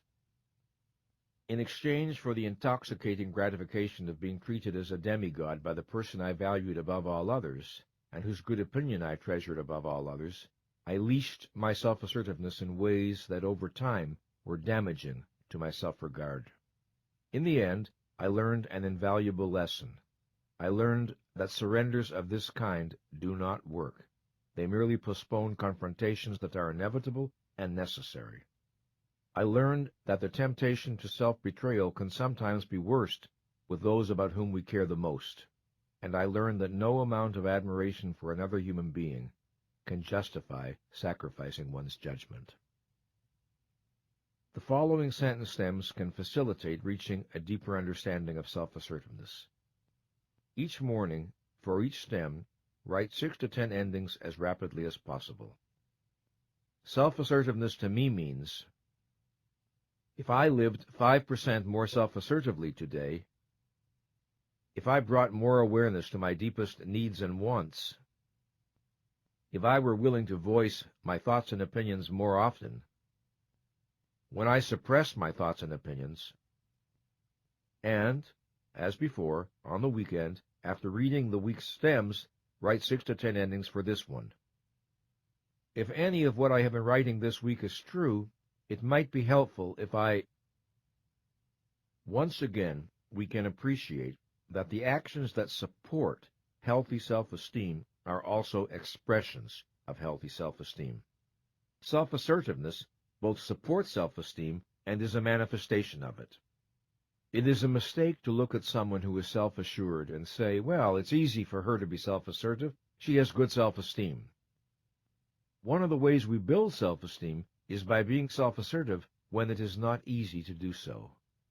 There are always times when self-assertiveness calls on our courage. The 5th pillar of self-esteem is the practice of living purposefully.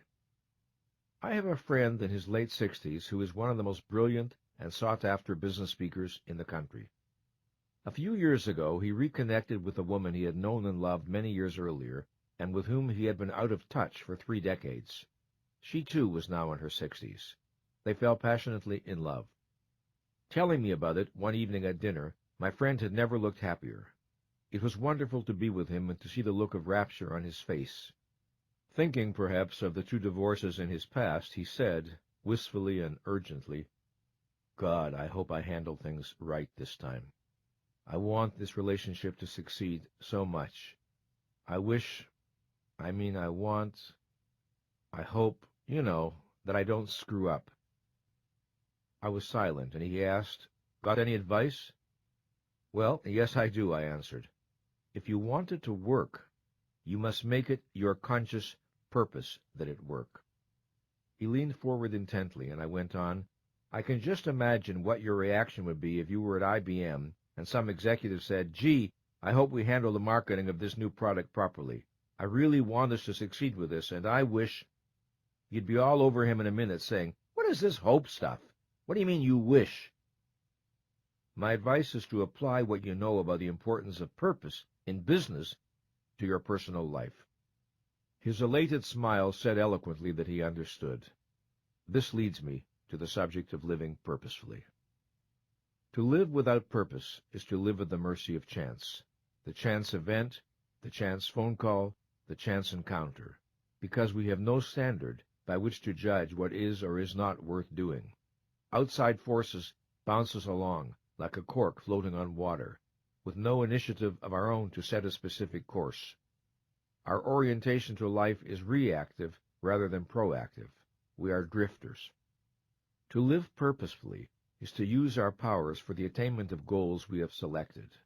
The goal of studying, of raising a family, of earning a living, of starting a new business, of bringing a new product into the marketplace, of sustaining a happy romantic relationship.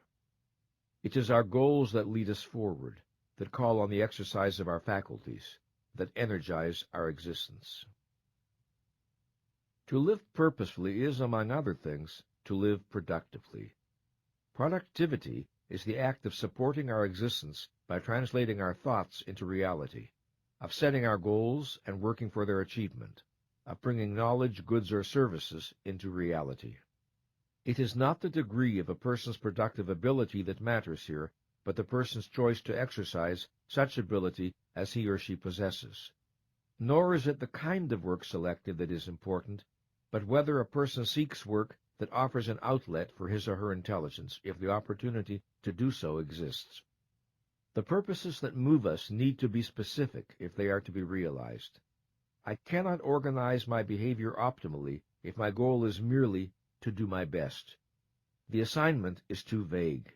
My goal needs to be precisely defined. For example, to exercise on the treadmill for 30 minutes 4 times a week, to earn a specific sum of money in commissions by the end of the year, to achieve a specific market niche by a specific means, by a specific target date. With such specificity, I am able to monitor my progress, compare intentions with results, modify my strategy or my tactics in response to new information, and be accountable for the results I produce.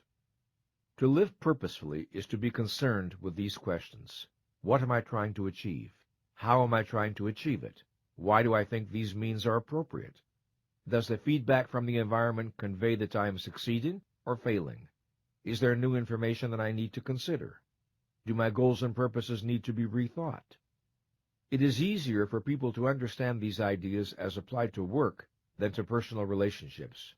That may be why more people make a success of their work life than of their marriages. Everyone knows it is not enough to say, "I love my work." One must show up at the office and do something. Otherwise, the business moves toward non-existence. In intimate relationships, however, it is easy to imagine that love is enough, that happiness will just come, and if it doesn't, this means we were wrong for each other. People rarely ask themselves, if my goal is to have a successful relationship, what must I do? What actions are needed to create and sustain trust, intimacy, continuing self-disclosure, excitement, growth? Purposes unrelated to a plan of action do not get realized. They exist only as frustrated yearnings, or more precisely, as daydreams. Daydreams do not produce the experience of efficacy. To live purposefully and productively requires that we cultivate within ourselves a capacity for self-discipline. Self-discipline is the ability to organize our behavior over time in the service of specific tasks. No one who is without the capacity for self-discipline can feel competent to cope with the challenges of life. Self-discipline requires the ability to defer immediate gratification in the service of a remote goal. This is the ability to think, plan, and live long range. Neither an individual nor a business can function effectively, let alone flourish, in the absence of this practice. One of the challenges of effective parenthood or effective teaching is to communicate a respect for the present that does not disregard the future, and a respect for the future that does not disregard the present. To master this balance is a challenge to all of us. It is essential if we are to enjoy the sense of being in control of our existence. A purposeful self-disciplined life does not mean a life without time for rest, relaxation, recreation, or random, even frivolous activity. It merely means that such activities are chosen consciously with the knowledge that it is safe and appropriate to engage in them. And in any event, the temporary abandonment of purpose also serves a purpose, whether consciously intended or not, that of regeneration. The practice of living purposefully entails the following 4 core issues. 1. Taking responsibility for formulating one's goals and purposes consciously. 2. Identifying the actions necessary to achieve one's goals. 3. Monitoring behavior to check that it is in alignment with one's goals. 4. Paying attention to the outcomes of one's actions to know whether they are leading where one wants to go. As an example of the confusions that can surround the issue of living purposefully, consider the extraordinary statement made by psychiatrist Irwin D. Yalom in his book Existential Psychotherapy. He writes, "The belief that life is incomplete without goal fulfillment is not so much a tragic existential fact of life as it is a Western myth, a cultural artifact." Unquote. But if there is anything we know, it is that life is impossible without goal fulfillment. Impossible on every level of evolution, from the amoeba to the human being. It is neither a tragic existential fact nor a Western myth, but rather the simple nature of life. The alternative to goal fulfillment is passivity and aimlessness. Is it a tragedy that such a state does not yield a joy equal to the joys of achievement?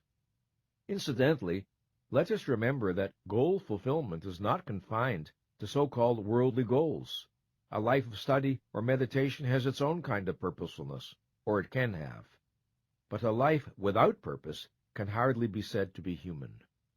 To observe that the practice of living purposefully is essential to fully realize self-esteem should not be understood to mean that the measure of an individual's worth is his or her external achievements.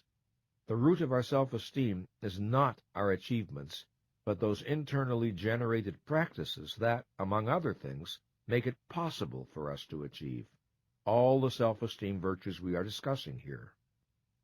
Steel industrialist Andrew Carnegie once stated, "You can take away our factories, take away our trade, our avenues of transportation, and our money. Leave us with nothing but our organization, and in 4 years we could reestablish ourselves." Carnegie's point was that power lies in the source of wealth, not in the wealth itself, in the cause, not the effect. The same principle applies to the relationship between self-esteem and external achievements. Productive achievement may be an expression of high self-esteem, but it is not its primary cause. Consider a person who is brilliantly talented and successful at work, but irrational and irresponsible in his or her private life. Such a person may want to believe that the sole criterion of virtue is productive performance, and that no other sphere of action has moral or self-esteem significance. And such a person may hide behind work in order to evade feelings of shame and guilt stemming from other areas of life. Then, productive work becomes not so much a healthy passion as an avoidance strategy, a refuge from realities one feels frightened to face. In addition, if a person's self-esteem is tied primarily to accomplishments, success, or income, the danger is that economic circumstances beyond the individual's control may lead to the failure of the business or the loss of a job, flinging him into depression or acute demoralization. On occasion, I have counseled older men and women who found themselves unemployed, passed over in favor of people a good deal younger, who were in no way better equipped, or even as well equipped, for the particular job. I have also worked with highly talented young people who suffered from a reverse form of the same prejudice, a discrimination against youth in favor of age, where again objective competence and ability were not the standard. In such circumstances, often those involved suffer a feeling of loss of personal effectiveness. Such a feeling is only a hairline away from a sense of diminished self-esteem, and often turns into it. It takes an unusual kind of person to avoid falling into the trap of this error. It takes a person who is already well-centered, and who understands that some of the forces operating are beyond personal control and should not have significance for self-esteem. It is not that they may not suffer or feel anxiety for the future. It is that they do not interpret the problem in terms of personal worth. When a question of self-esteem is involved, the question to ask is this: is this matter within my direct volitional control? Or is it at least linked by a direct line of causality to matters within my direct volitional control? If it isn't, it is irrelevant to self-esteem and should be perceived to be, however painful or even devastating the problem may be on other grounds. When I think of what living purposefully means in my life, I think first of taking responsibility for generating the actions necessary to achieve my goals. Living purposefully overlaps significantly with self-responsibility. I think of a time when I wanted something I could not afford that represented a significant improvement in my way of living. A fairly large expenditure of money was involved. For several years I remained uncharacteristically passive about finding a solution. Then one day I had a thought that certainly was not new to me, and yet somehow had fresh impact. If I don't do something, nothing is going to change. This jolted me out of my procrastination, of which I had been dimly aware for a long time, but had not confronted. I proceeded to conceive and implement a project that was stimulating, challenging, profoundly satisfying and worthwhile, and that produced the additional income I needed. In principle, I could have done it several years earlier. However, only when I became bored and irritated with my own procrastination, only when I decided to commit myself to finding a solution over the next few weeks, only when I applied what I know about living purposely to my own situation, only then did I launch myself into action and toward the solution. When I did, I noticed that not only was I happier, but also that my self-esteem rose. When I told this story in one of my self-esteem groups, I was challenged by someone who said, "That's okay for you, but not everyone is in a position to develop new projects. What are we to do?" I invited him to talk about his own procrastination and about the unfulfilled desire involved. If you made it your conscious purpose to achieve that desire, I asked, what might you do? And, after a bit of good-natured prompting, he began to tell me. Here are some stem sentences that my clients find helpful in deepening their understanding of the ideas we've been discussing. Living purposefully to me means, if I bring 5% more purposefulness to my life today, if I operate 5% more purposefully in my marriage, if I operate 5% more purposefully with my friends, if I am 5% more purposeful about my deepest yearnings, and once again, as a summary weekend sentence stem, if any of what I have been writing this week is true, it might be helpful if I... Living purposefully is a fundamental orientation that applies to every aspect of our existence. It means that we live and act by intention. It is a distinguishing characteristic of those who enjoy a high level of control over their life. The sixth pillar of self-esteem is the practice of personal integrity. As we mature and develop our own values and standards, or absorb them from others, the issue of personal integrity assumes increasing importance in our self-assessment. Integrity is the integration of ideals, convictions, standards, beliefs, and behavior. When our behavior is congruent with our professed values, when ideals and practice match, we have integrity. When we behave in ways that conflict with our judgment, we lose face in our own eyes. We respect ourselves less. If the policy becomes habitual, we trust ourselves less, or cease to trust ourselves at all. At the simplest level, personal integrity entails such questions as, am I honest, reliable, and trustworthy?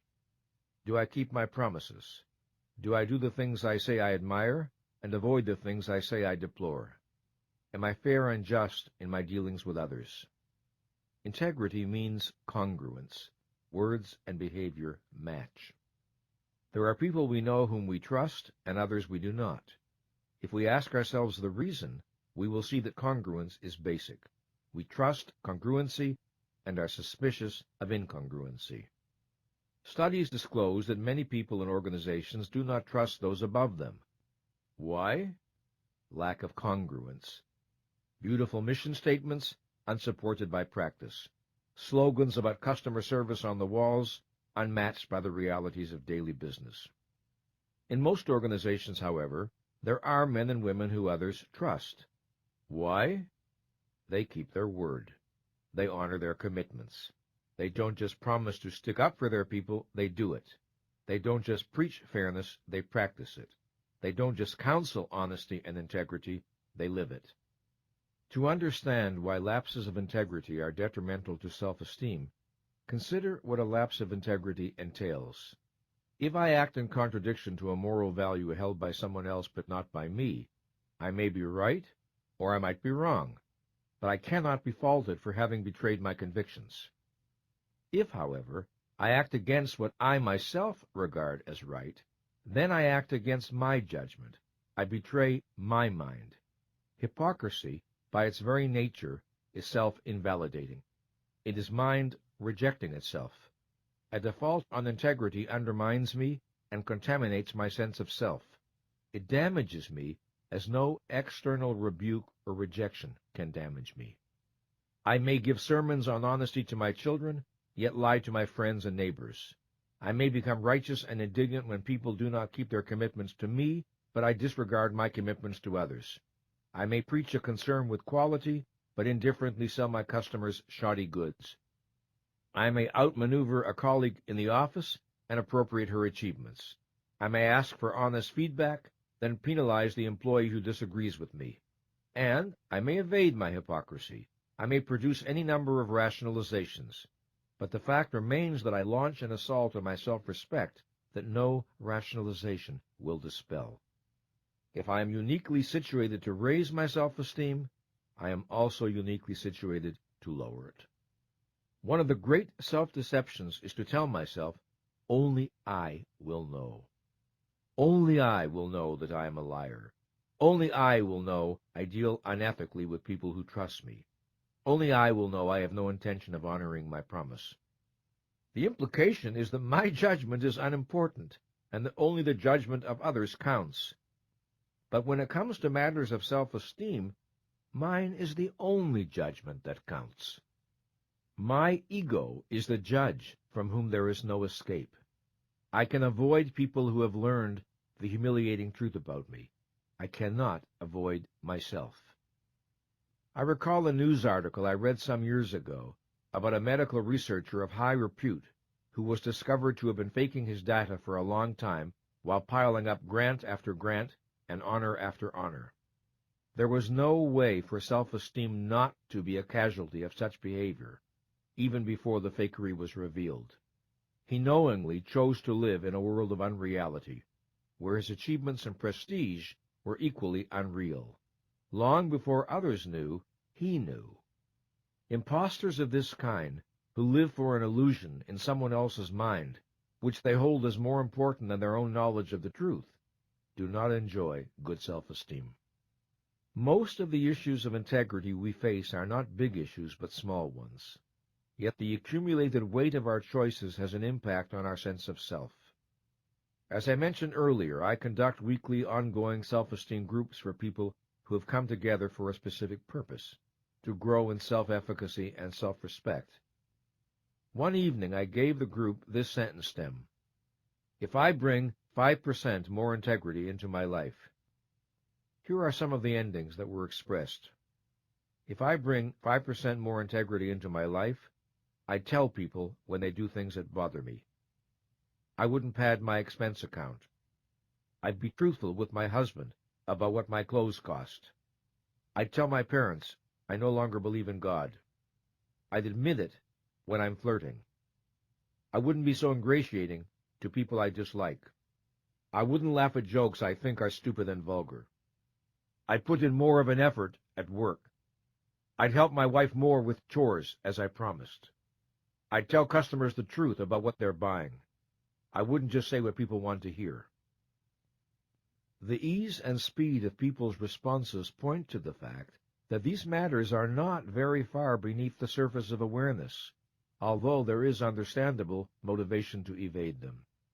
People greatly underestimate the self-esteem costs and consequences of hypocrisy and dishonesty.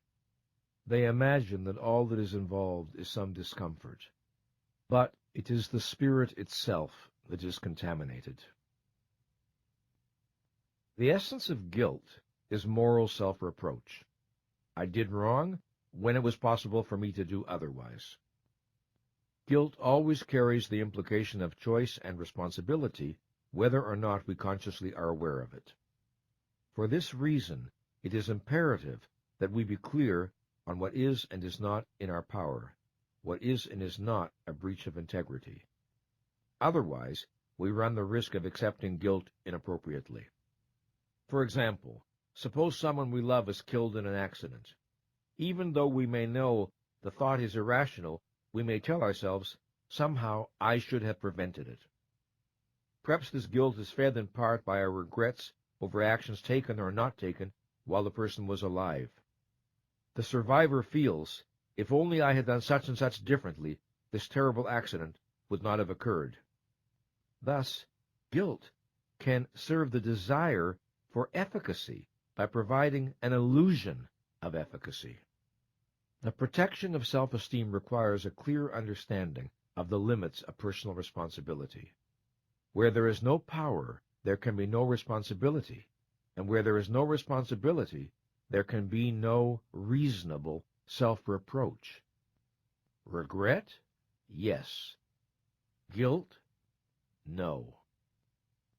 The idea of original sin, of guilt where there is no possibility of innocence, no freedom of choice, no alternatives available, is anti-self-esteem by its very nature.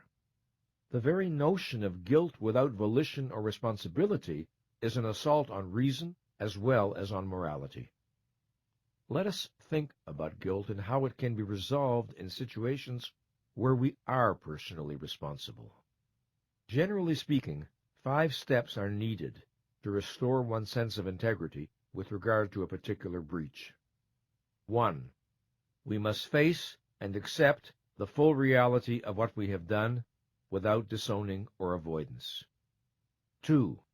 We seek to understand why we did what we did. We do this compassionately, but without evasive alibying. 3. If others are involved, we acknowledge explicitly to the relevant person or persons the harm we have done and convey our understanding of the consequences of our behavior. 4. We take any and all actions available that might make amends for or minimize the harm we have done. 5. We firmly commit ourselves to behaving differently in the future. Without all these steps, we may continue to feel guilty over some wrong behavior, even though it happened years ago, even though our psychotherapist might have told us everyone makes mistakes, and even though the person we have wronged may offer forgiveness. None of that may be enough. Self-esteem remains unsatisfied. Sometimes we try to make amends without ever owning or facing what we have done, or we keep saying, "I'm sorry," or we go out of our way to be nice to the person we have wronged without ever addressing the wrong explicitly, or we ignore the fact that there are specific actions we could take to undo the harm we have caused. Sometimes, of course, there is no way to undo the harm, and we must accept and make our peace with that. But if we do not do what is possible and appropriate, guilt tends to linger on. When guilt is a consequence of failed integrity, nothing less than an act of integrity can redress the breach. While it is easy enough to recognize at a common-sense level the relationship between self-esteem and integrity, the issue of living up to our standards is not always simple. What if our standards are irrational or mistaken? We may accept or absorb a code of values that does violence to our nature and needs. For example, certain religious teachings implicitly or explicitly damn sex, damn pleasure, damn the body, damn ambition, damn material success, damn, for all practical purposes, the enjoyment of life on earth. If children are indoctrinated with these teachings, what will the practice of integrity mean in their lives? Some elements of quote-unquote hypocrisy may be all that keeps them alive. Once we see that living up to our standards appears to be leading us toward self-destruction, the time has come to question our standards rather than simply resigning ourselves to living without integrity. We must summon the courage to challenge some of our deepest assumptions concerning what we have been taught to regard as the good. One area in which integrity and living consciously clearly intersect is in the need to reflect on the values we have been taught, the shared assumptions of our family or culture, and the roles we may have been assigned. We need to question whether they fit our own perceptions and understanding, or whether they do violence to the deepest and best within us, to what is sometimes called our true nature. One of the penalties for living unconsciously is that of enduring unrewarding lives in the service of self-stultifying ends never examined or not chosen with awareness by the individuals involved. The higher the level of consciousness at which we operate, the more we live by explicit choice, and the more naturally does integrity follow as a consequence. Discussing the complexities of moral decision-making in a lecture, I was once asked what I thought of Joseph Campbell's counsel to, quote, follow your own bliss. Did I believe it was ethically appropriate? I answered that while I liked what I believed to be Campbell's basic intention, his statement could be dangerous if divorced from a rational context. I suggested this modification. Live consciously, take responsibility for your choices and actions, respect the rights of others, and follow your own bliss. I added that as a piece of moral advice, I loved the Spanish proverb, take what you want, said God, and pay for it. But of course, complex moral decisions cannot be made simply on the basis of statements such as these, helpful though they may sometimes be. A moral life requires serious reflection. I have said that moral decisions are not always easy, and that sometimes, rightly or wrongly, we experience our choices as agonizingly complex and difficult. To offer a personal example, many years ago I was married to a woman I was very attached to, but no longer loved. My romance with Ayn Rand was fading, but not officially terminated. Both relationships were painfully unresolved when I met and fell passionately in love with a third woman I would later marry, Patricia, who would die at the age of 37. For a long time, my mind was a chaos of conflicting loyalties, and I handled things very badly. I did not tell the truth to my wife or to Ayn as soon as I could have. Never mind the reasons. Reasons do not alter facts. It was a long road, but at its end was painfully acquired knowledge I had possessed at the beginning. That knowledge was that the truth had to be told, and that by procrastinating and delaying, I merely made the consequences for everyone more terrible. I succeeded in protecting no one, least of all myself. If part of my motive was to spare people I cared about, I inflicted a worse pain than they would otherwise have experienced. If part of my motive was to protect my self-esteem by avoiding a conflict between my values and loyalties, it was my self-esteem that I damaged. Lies do not work. If we examine our lives, we may notice that our practice of integrity exhibits inconsistencies. There are areas where we practice it more and areas where we practice it less. Rather than evade this fact, it is useful to explore it. It is worthwhile to consider what stands in the way of my practicing integrity in every area of my life. What would happen if I lived my values consistently? Here are sentence stems that can aid the process of exploration. Integrity to me means, if I bring 5% more integrity to my work, if I bring 5% more integrity to my personal relationships, if I am willing to look at the areas where I do not practice integrity. On the weekend, again work with this sentence stem. If any of what I have been writing this week is true, it might be helpful if you choose to bring a high level of awareness to what you produce. In doing these sentence stems, you may discover that living with greater integrity has become realizable. In a world where we regard ourselves and are regarded by others as accountable for our actions, the practice of integrity is relatively easier than in a world where the principle of personal accountability is absent. A culture of accountability tends to support our moral aspirations. The challenge for people today, and it is not an easy one, is to maintain high personal standards while feeling that one is living in a moral sewer. Grounds for such a feeling are to be found in the behavior of our public figures, the horror of so many world events, and in our so-called art and entertainment, so much of which celebrates depravity, cruelty, and mindless violence. All contribute to making the practice of personal integrity a lonely and even heroic undertaking. If integrity is a source of self-esteem, then it is also an expression of self-esteem.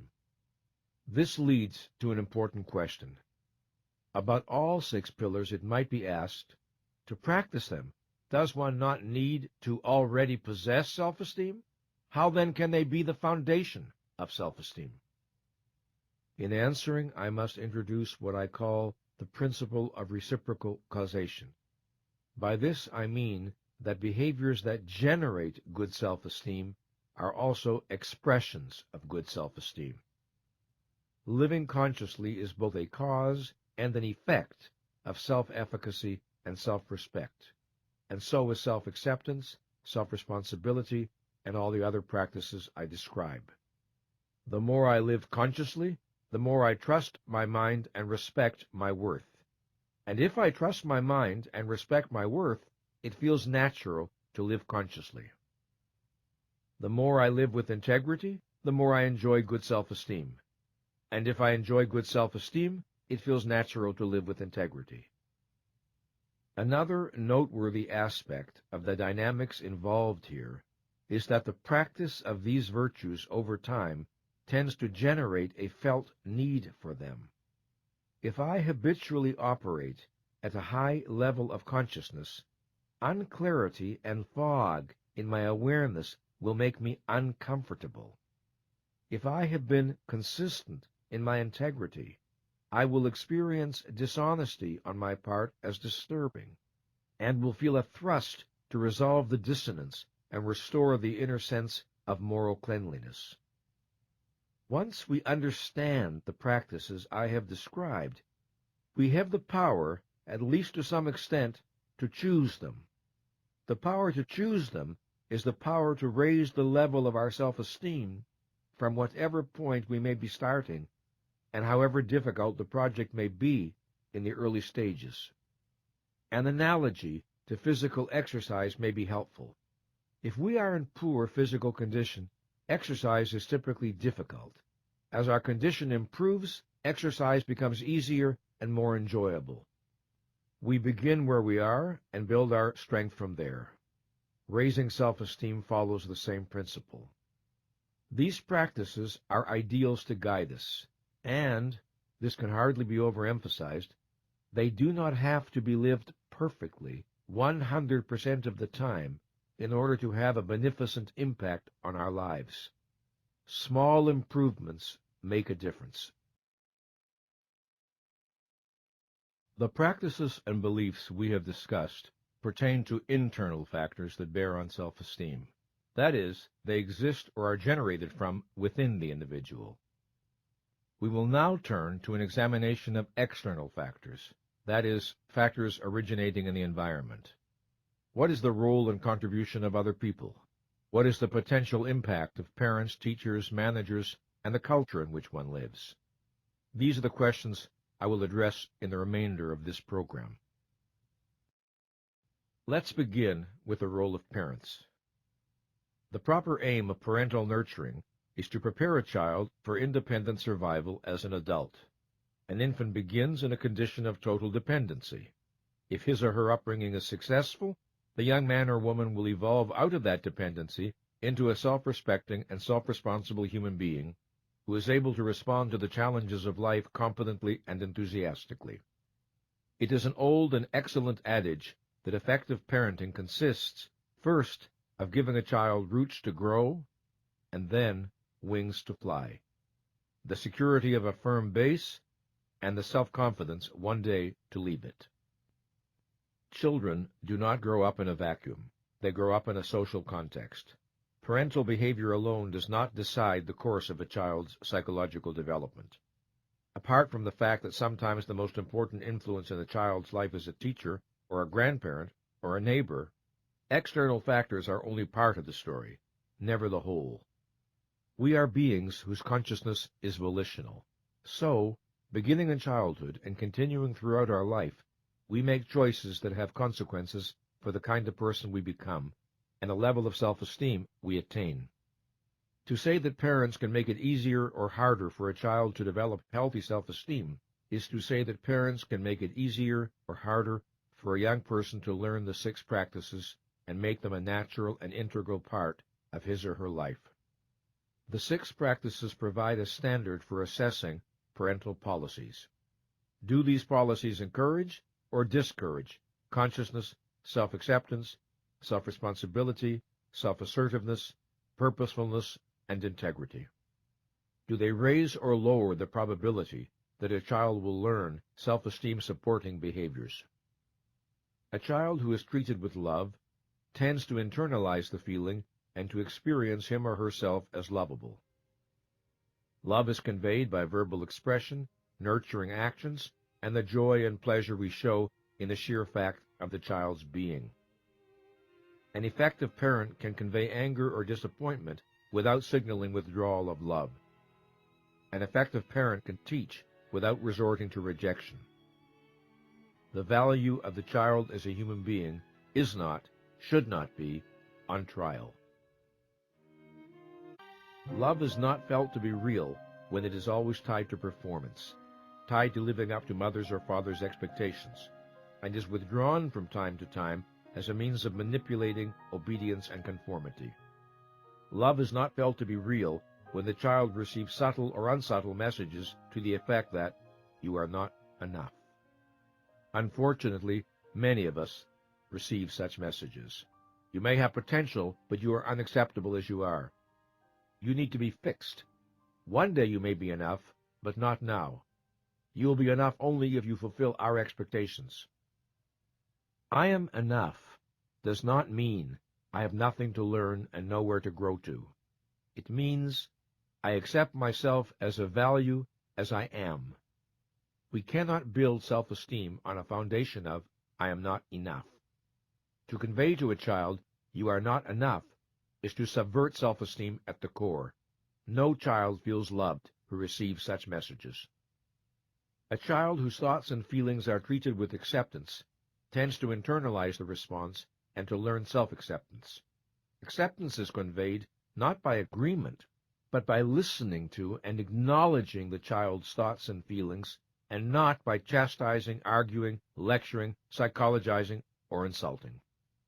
If a child is repeatedly told that he or she must not feel this, must not feel that, the child is encouraged to deny and disown feelings or emotions in order to please or placate parents. If normal expressions of excitement, anger, happiness, sexuality, longing, and fear are treated as unacceptable, or wrong, or sinful, or otherwise distasteful to parents, the child may disown and reject more and more of the self to belong, to be loved, to avoid the terror of abandonment. We do not serve a child's development by making self-repudiation the price of our love. Few attitudes of parents can be so helpful for the child's healthy development as the child's experience that his or her nature, temperament, interests, and aspirations are accepted, whether or not parents share them. It is unrealistic in the extreme to imagine that parents will enjoy or be comfortable with a child's every act of self-expression. But acceptance does not require enjoyment or comfort or agreement. A parent may be athletic, a child may not be, or the reverse. A parent may be artistic, a child may not be, or the reverse. A parent may be very social, a child may be less so, or the reverse. A parent may be competitive, a child may not be, or the reverse. If differences are accepted, self-esteem can grow. A child who receives respect from adults tends to learn self-respect. Respect is conveyed by addressing a child with the courtesy one normally extends to adults. As child psychologist Haim Ginott used to observe, if a visiting guest accidentally spills a drink, we do not say, "Oh, you're so sloppy, what's the matter with you?" But then why do we think such statements are appropriate for our children, who are much more important to us than the visitor? Parents need to be informed. Be careful what you say to your children. They may agree with you. Before calling a child stupid or clumsy or bad or a disappointment, consider the question, is this how I want my child to experience him or herself? If a child grows up in a home where everyone deals with everyone else with natural, good-natured courtesy, he or she learns principles that apply both to self and to others. Respect of self and others feels like the normal order of things, which, properly, it is. Especially important for the nurturing of a child's self-esteem is the experience of what I have called psychological visibility. If I say or do something and you respond in a way that I perceive as congruent in terms of my own behavior, I feel seen and understood by you. For example, if I become playful and you become playful in turn, or if I express joy and you show understanding of my state, or if I express sadness and you convey empathy, or if I do something I am proud of and you smile in admiration, I feel visible.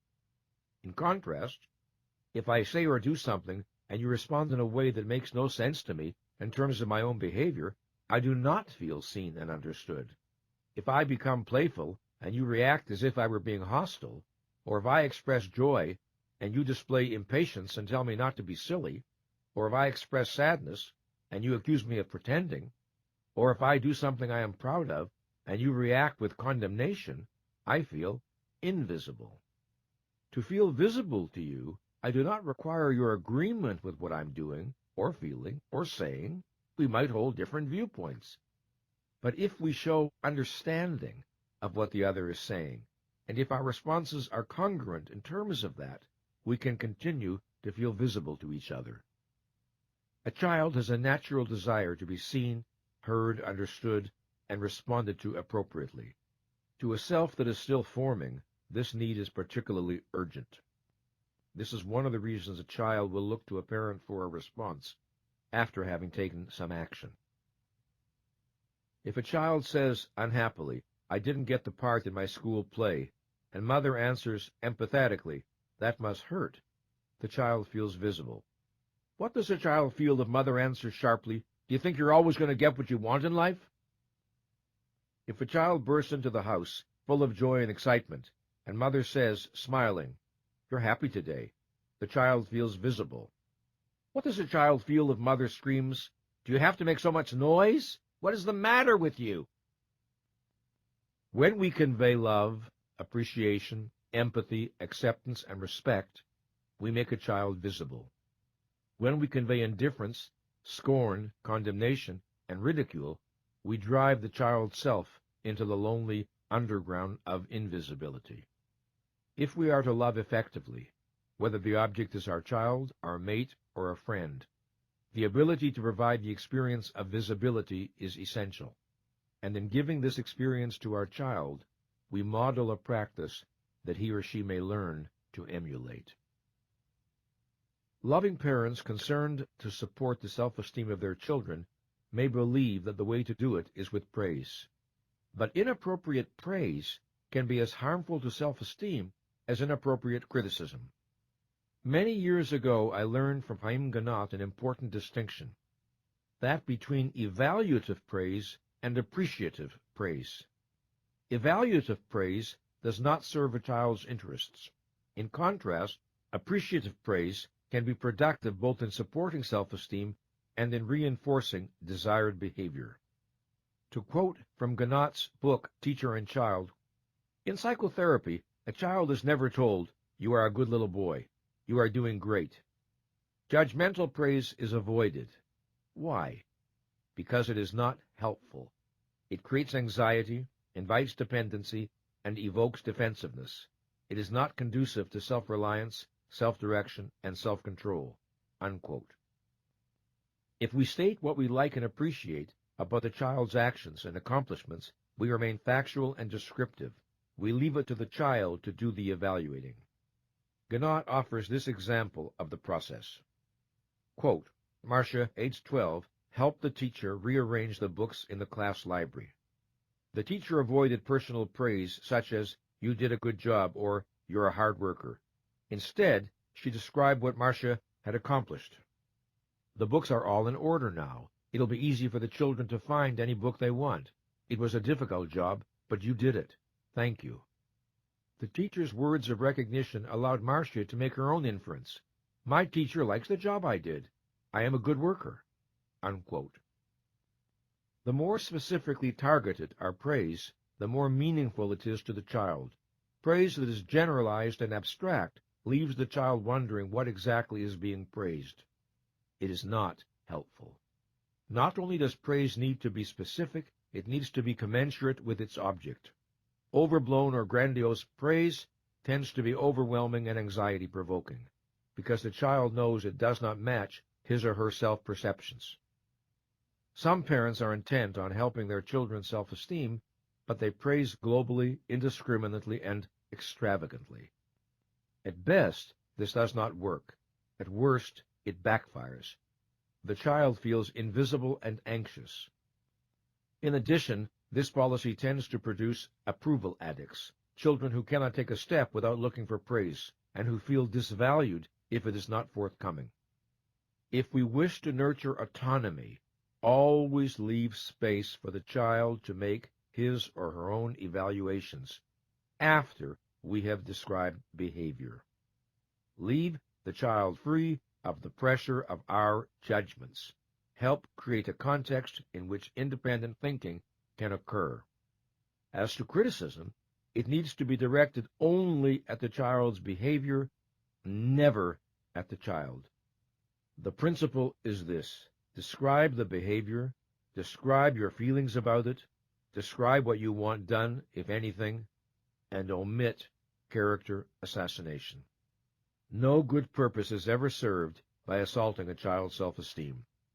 This is the first rule of effective criticism.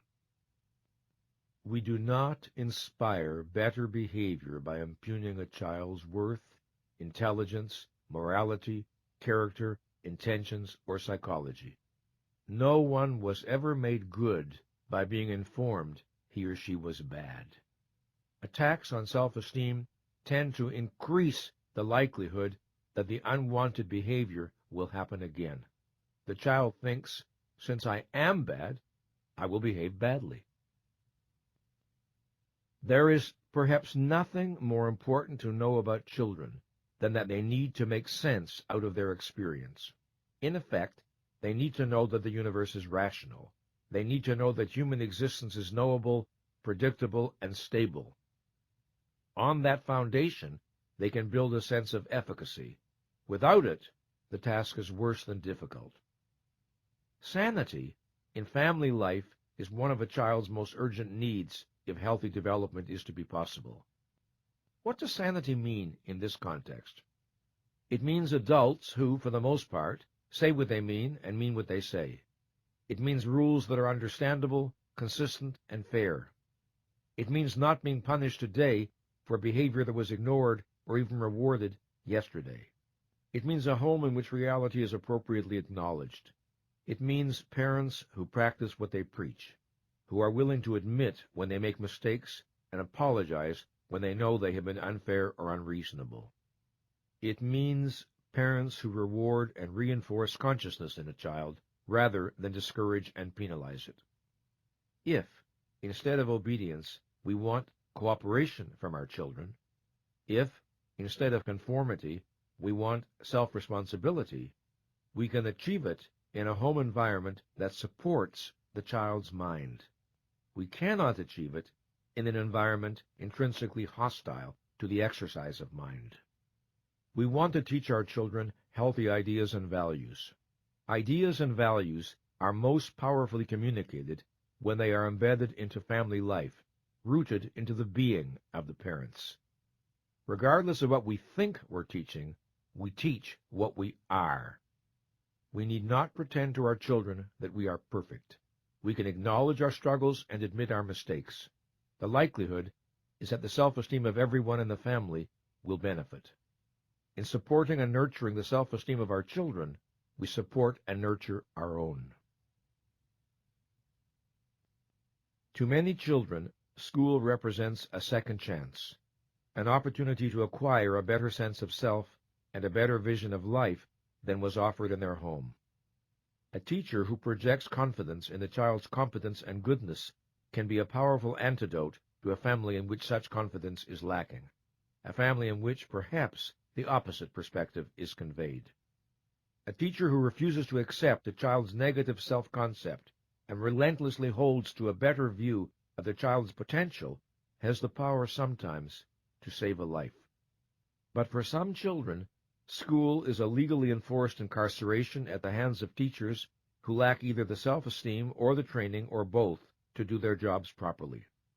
These are teachers who do not inspire, but humiliate. They do not speak the language of courtesy and respect, but of ridicule and sarcasm. They do not motivate by offering values, but by evoking fear. They do not believe in the child's possibilities, they believe only in limitations.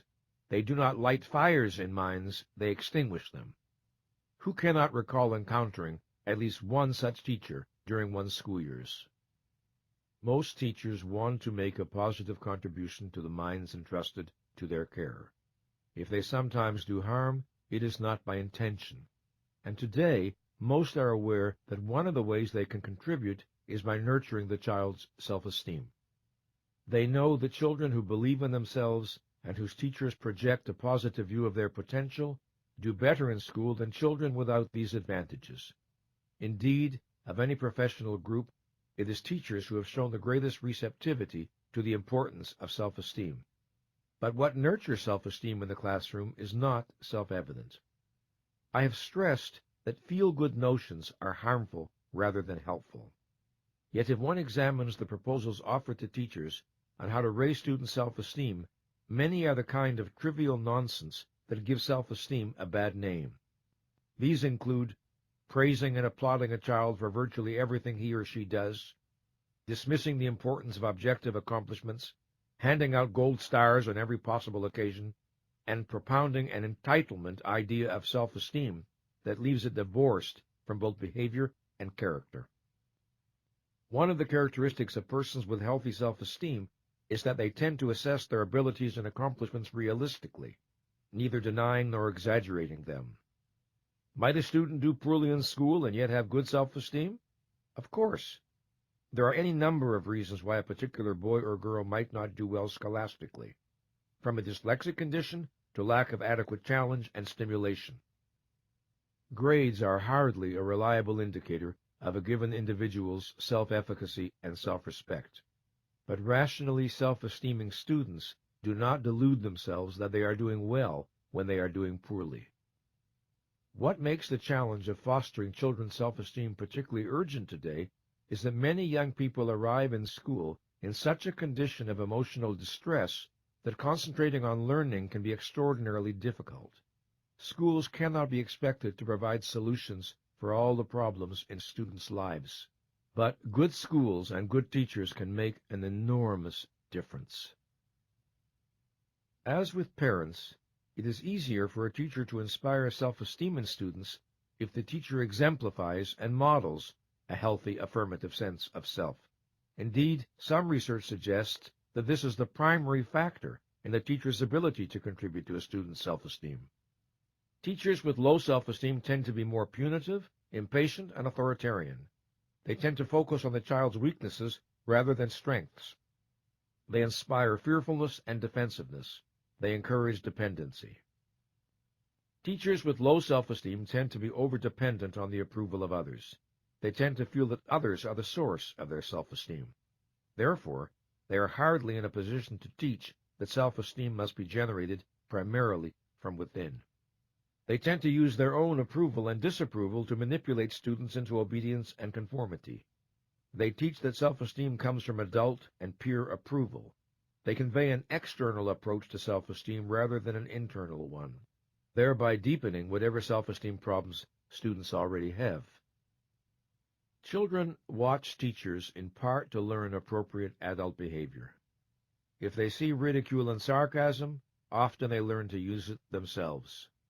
If they hear the language of disrespect and cruelty, it tends to show up in their own verbal responses. If, in contrast, they see benevolence and an emphasis on the positive, they may learn to integrate that into their own responses. If they witness fairness, they may absorb the attitude of fairness. If they see self-esteem, they may decide that it is a value worth acquiring. What a great teacher, a great parent, a great psychotherapist, and a great coach have in common is a deep belief in the potential of the person with whom they are concerned. They possess a conviction about what that person is capable of being and doing, plus the ability to transmit that conviction during their interactions.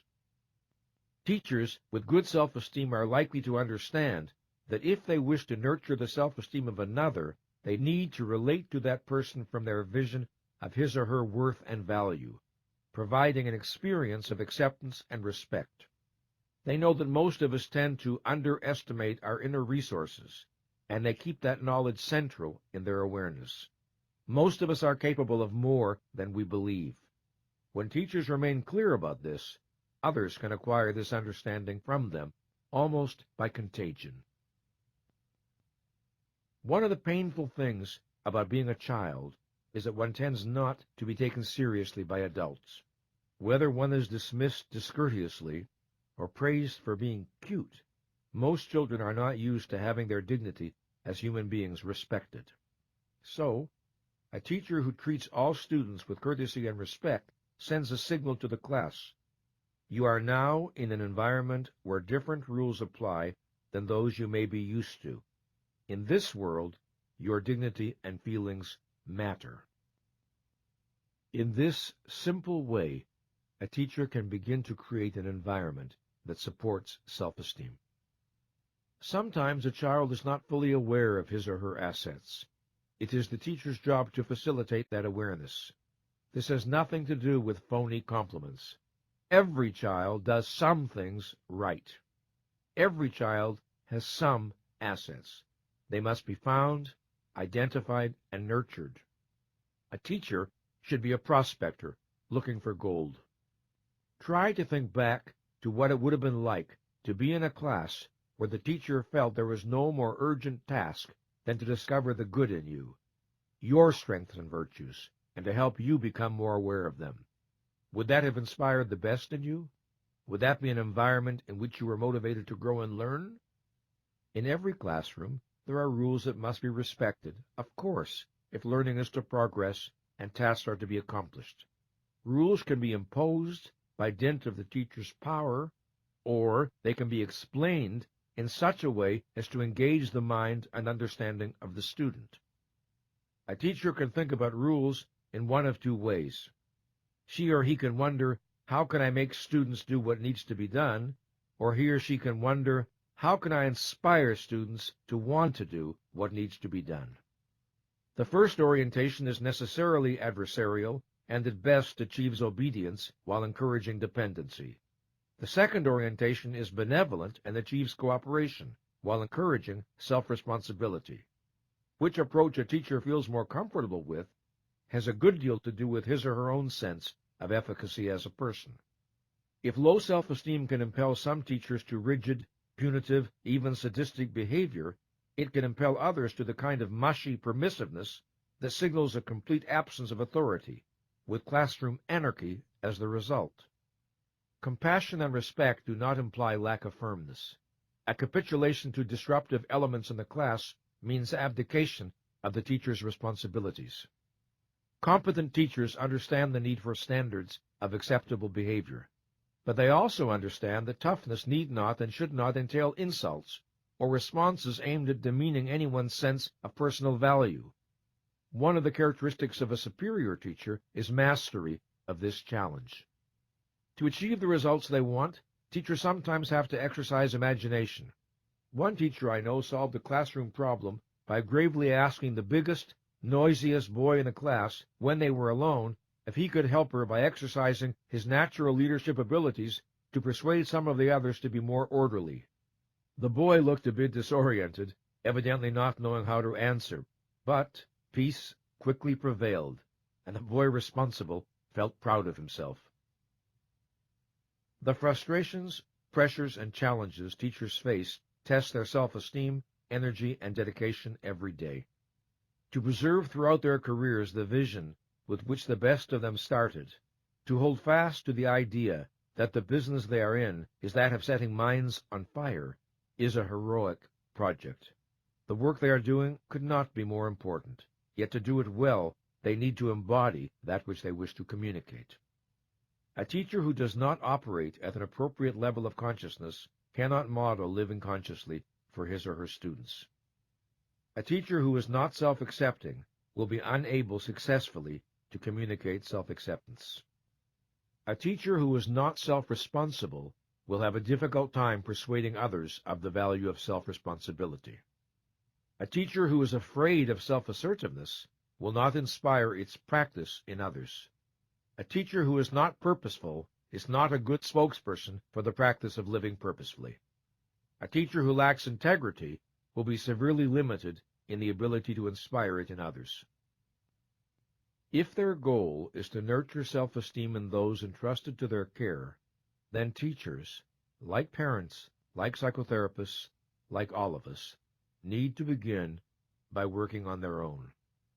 One arena in which this can be done is the classroom itself. Just as parenting can be a spiritual discipline, a path for personal development, so can teaching. The challenges each venue presents can be turned into vehicles for personal growth. Now, I want to focus on the world of work, on the challenges to economic adaptiveness, both for individuals and organizations. In an economy in which knowledge, information, creativity, and their translation into innovation are the source of wealth and of competitive advantage, there are distinct challenges both to individuals and to organizations. To individuals, whether as employees or as self-employed professionals, the challenges include to acquire appropriate knowledge and skills and to commit oneself to a lifetime of continuous learning, which the rapid growth of knowledge makes mandatory, to work effectively with other human beings, which includes skill in written and oral communication, the ability to participate in non-adversarial relationships, understanding how to build consensus through give and take, and willingness to assume leadership and motivate co-workers when necessary. Finally, to manage and respond appropriately to change. To organizations, the challenges include to respond to the need for a constant stream of innovation by cultivating a discipline of innovation and entrepreneurship into the mission, strategies, policies, practices, and reward system of the organization, to go beyond paying lip service to the importance of the individual by designing a culture in which initiative, creativity, self-responsibility, and contribution are fostered and rewarded, and finally, to recognize the relationship between self-esteem and performance, and to think through and implement policies that support self-esteem. This demands recognizing and responding to the individual's need for a sane, intelligible, non-contradictory environment that a mind can make sense of for learning and growth, for achievement, for being listened to and respected, and for being allowed to make responsible mistakes. Leaders do not usually ask themselves, how can we create a self-esteem supporting culture in our organization? But the best of them do ask, what can we do to stimulate innovation and creativity? How can we make this the kind of place that will attract the best people? And what can we do to earn their continuing loyalty? These questions are all different, and yet the answers to them are largely the same, or at least significantly overlap. It would be impossible to have an organization that nurtured innovation and creativity, and yet did not nurture self-esteem in some important ways. It would be impossible to have an organization that nurtured self-esteem, and yet did not stimulate innovation, creativity, excitement, and loyalty. From the point of view of the individual, it is obvious that work can be a vehicle for raising self-esteem. The 6 pillars all have clear application here.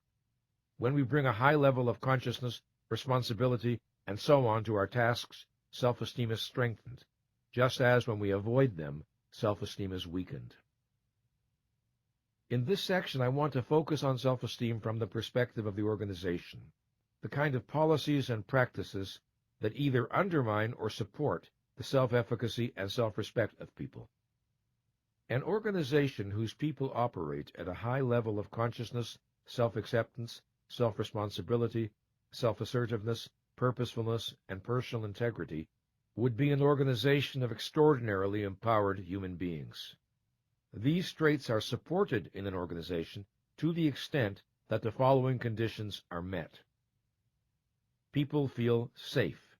They're secure that they will not be ridiculed, demeaned, humiliated, or punished for openness and honesty, or for admitting, I made a mistake, or for saying, I don't know, but I'll find out. People feel accepted. They're treated with courtesy, listened to, invited to express thoughts and feelings, dealt with as individuals whose dignity is important. People feel challenged. They're given assignments that excite, inspire, and test and stretch their abilities. People feel recognized. They're acknowledged for individual talents and achievements and rewarded monetarily and non-monetarily for extraordinary contributions. People receive constructive feedback. They hear how to improve performance in non-demeaning ways that stress positives rather than negatives, and that build on their strengths. People see that innovation is expected of them. Their opinions are solicited, their brainstorming is invited, and they see that the development of new and usable ideas is desired of them and welcomed. People are given easy access to information. Not only are they given the information and resources they need to do their job properly, they are given information about the wider context in which they work, the goals and progress of the company, so that they can understand how their activities relate to the organization's overall mission. People are given authority appropriate to what they are accountable for. They are encouraged to take initiative, make decisions, exercise judgment. People are given clear-cut and non-contradictory rules and guidelines. They are provided with a structure their intelligence can grasp and count on, and they know what is expected of them. People are encouraged and empowered to solve as many of their own problems as possible. People see that their rewards for successes are far greater than any penalties for failures. In too many companies, where the penalties for mistakes are much greater than the rewards for success, people are afraid to take risks or express themselves. People are encouraged and rewarded for learning. People experience congruence between an organization's mission statement and professed philosophy on the one hand, and the behavior of leaders and managers on the other. They see integrity exemplified, and they feel motivated to match what they see. People experience being treated fairly and justly. They feel the workplace is a rational universe they can trust. People are able to believe in and take pride in the value of what they produce. They perceive the results of their efforts as genuinely useful, and they perceive their work as worth doing. To the extent that these conditions are operative in an organization, it will be a place in which high self-esteem people will want to work. It will also be one in which people of more modest self-esteem will find their self-esteem raised. Now, I want to say a few words about the leader, the CEO or company president. The primary function of a leader in a business enterprise is to develop and persuasively convey a vision of what the organization is to accomplish. She or he must also inspire and empower all those who work for the organization to make an optimal contribution to the fulfillment of that vision, and to experience that in doing so, they are acting in alignment with their self-interest. So, the leader must be an inspirer and a persuader. The higher the self-esteem of the leader, the more likely it is that he or she can perform that function successfully. A mind that distrusts itself cannot inspire the best in the minds of others. Neither can leaders inspire the best in others if their primary need arising from their insecurities is to prove themselves right and others wrong. It is a fallacy to say that a great leader should be egoless. A leader needs an ego sufficiently healthy that it does not experience itself as on the line in every encounter. This, so the leader is free to be task and results-oriented, not self-aggrandizement or self-protection-oriented. If degrees of self-esteem are thought of on a scale from 1 to 10, with 10 representing optimal self-esteem and 1 the lowest imaginable, then is a leader who is a 5 more likely to hire a 7 or a 3? Very likely, he or she will feel more comfortable with the 3, since people often feel intimidated by others more confident than themselves. Multiply this example hundreds or thousands of times, and project the consequences for a business. Leaders often do not fully recognize the extent to which who they are affects virtually every aspect of their organization. They do not appreciate the extent to which they are role models. Their smallest bits of behavior are noted and absorbed by those around them, not necessarily consciously, and reflected via those they influence throughout the entire organization. If a leader has unimpeachable integrity, a standard is set that others feel drawn to follow. If a leader treats people with respect, associates, subordinates, customers, suppliers, shareholders, that tends to translate into company culture. For these reasons, a person who wants to work on his or her leadership ability should work on self-esteem. Continual dedication to the 6 pillars and their daily practice is the very best training for leadership, as it is for life. The policies that support self-esteem are also the policies that make money. The policies that demean self-esteem are the policies that sooner or later cause a company to lose money. Why? Simply because when you treat people badly and disrespectfully, you cannot possibly hope to get their best. And in today's fiercely competitive, rapidly changing global economy, nothing less than their best is good enough. One way to deepen our understanding of the themes with which this program has been concerned is to look at self-esteem as it relates to and is affected by culture. Let us begin by considering the idea of self-esteem itself. It is not an idea one finds in all cultures. It emerged in the West only recently, and is still far from well understood. Self-esteem existed in human consciousness thousands of years before it emerged as an explicit idea. Now that it has emerged, the challenge is to understand it. The need for self-esteem is not cultural. The need is inherent in human nature. What is the effect of different cultures and different cultural values on self-esteem? Every society contains a network of values, beliefs, and assumptions, not all of which are named explicitly, but which nonetheless are part of the human environment. Indeed, ideas that are not identified overtly, but are held and conveyed tacitly, can be harder to call into question. This is precisely because they are absorbed by a process that largely bypasses the conscious mind. Everyone possesses what might be called a cultural unconscious, a set of implicit beliefs that reflect the knowledge, understanding, and values of a historical time and place.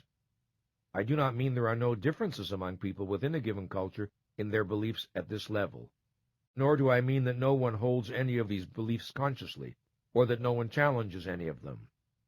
I mean only that at least some of these beliefs tend to reside in every psyche in a given society, and without ever being the subject of explicit awareness. Throughout human history, Most societies and cultures have been dominated by the tribal mentality. This was true in primitive times, in the Middle Ages, and in socialist and some non-socialist countries in the 20th century. Japan is a contemporary example of a non-socialist nation still heavily tribal in its cultural orientation, although it may now be in the process of becoming less so. The essence of the tribal mentality is that it makes the tribe as such the supreme good and denigrates the importance of the individual. It tends to view individuals as interchangeable units and to ignore or minimize the significance of differences between one human being and another. At its extreme, it sees the individual as hardly existing except in the network of tribal relationships. The individual by him or herself is nothing. The tribal premise is intrinsically anti-self-esteem. It is a premise and an orientation that disempowers the individual as individual. Its implicit message is, you don't count.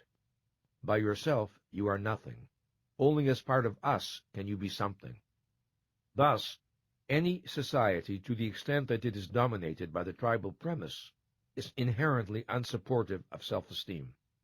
In such a society, the individual is socialized to hold him or herself in low esteem relative to the group. Self-assertiveness is suppressed. Pride tends to be labeled a vice. What was so historically extraordinary about the creation of the United States of America was its conscious rejection of the tribal premise. The Declaration of Independence proclaimed the revolutionary doctrine of individual inalienable rights and asserted that the government exists for the individual, not the individual for the government. Although our political leaders have betrayed this vision many ways and many times, it still contains the essence of what the abstraction America stands for. Freedom, individualism, the right to the pursuit of happiness, self-ownership, the individual as an end in him or herself, not a means to the ends of others, not the property of family or church or state or society. At the core of the American tradition was the fact that this country was born as a frontier nation, where nothing was given and everything had to be created. Self-discipline and hard work were highly esteemed cultural values. There was a strong theme of community and mutual aid, to be sure, but not as substitutes for self-reliance and self-responsibility. Independent people helped one another when they could, but ultimately everyone was expected to carry his or her own weight. This generalized account of traditional American culture leaves out a good deal. It does not, for instance, address the institution of slavery, the treatment of black Americans as second-class citizens, or legal discrimination against women. Just the same, we can say that to the extent the American vision was actualized, it did a good deal to encourage healthy self-esteem. It encouraged human beings to believe in themselves and in their possibilities. At the same time, a culture is made of people, and people inevitably carry the past with them. Americans may have repudiated the tribal premise politically, but they or their ancestors came from countries dominated by the tribal mentality. Their history often continued to influence them culturally and psychologically. They may in some instances have come to these shores to escape religious prejudice and persecution, but many of them carried the mindset of religious authoritarianism with them. They brought old ways of thinking about race, religion, and gender into the New World. Conflicting cultural values present from the beginning continue to this day. In our present culture, pro-self-esteem forces and anti-self-esteem forces collide constantly. The 20th century witnessed a shift in cultural values in the United States, and predominantly the shift has not supported higher self-esteem, but has encouraged the opposite. Today, the American culture is a battleground between the values of self-responsibility and the values of entitlement. This is not the only cultural conflict we can see around us, but it is the one most relevant to self-esteem. It is also at the root of many of the others. We are social beings who realize our humanity fully only in the context of community. The values of our community can inspire the best in us or the worst. A culture that values mind, intellect, knowledge, and understanding promotes self-esteem. A culture that denigrates mind undermines self-esteem. A culture in which human beings are held accountable for their actions supports self-esteem. A culture in which no one is held accountable for anything breeds demoralization and self-contempt.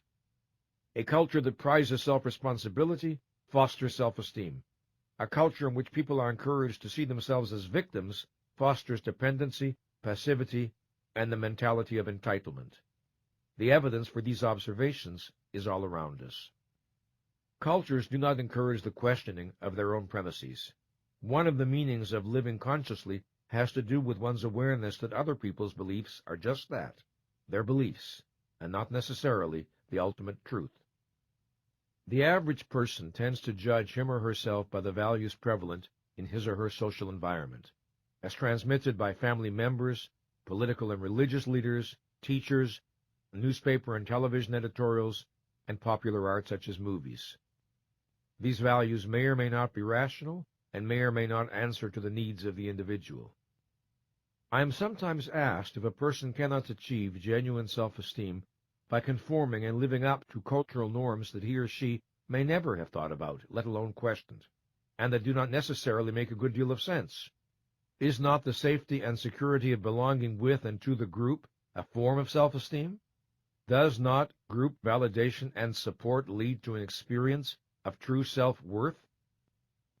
The error here is in equating any feeling of safety or comfort with self-esteem. Conformity is not self-efficacy. Popularity is not self-respect. Whatever its gratifications, a sense of belonging is not equal to trust in my mind or confidence in my ability to master the challenges of life. The fact that others esteem me is no guarantee I will esteem myself. If I live a life of unthinking routine with no challenges or crises, I may be able to evade for a while the fact that what I possess is not self-esteem, but pseudo-self-esteem.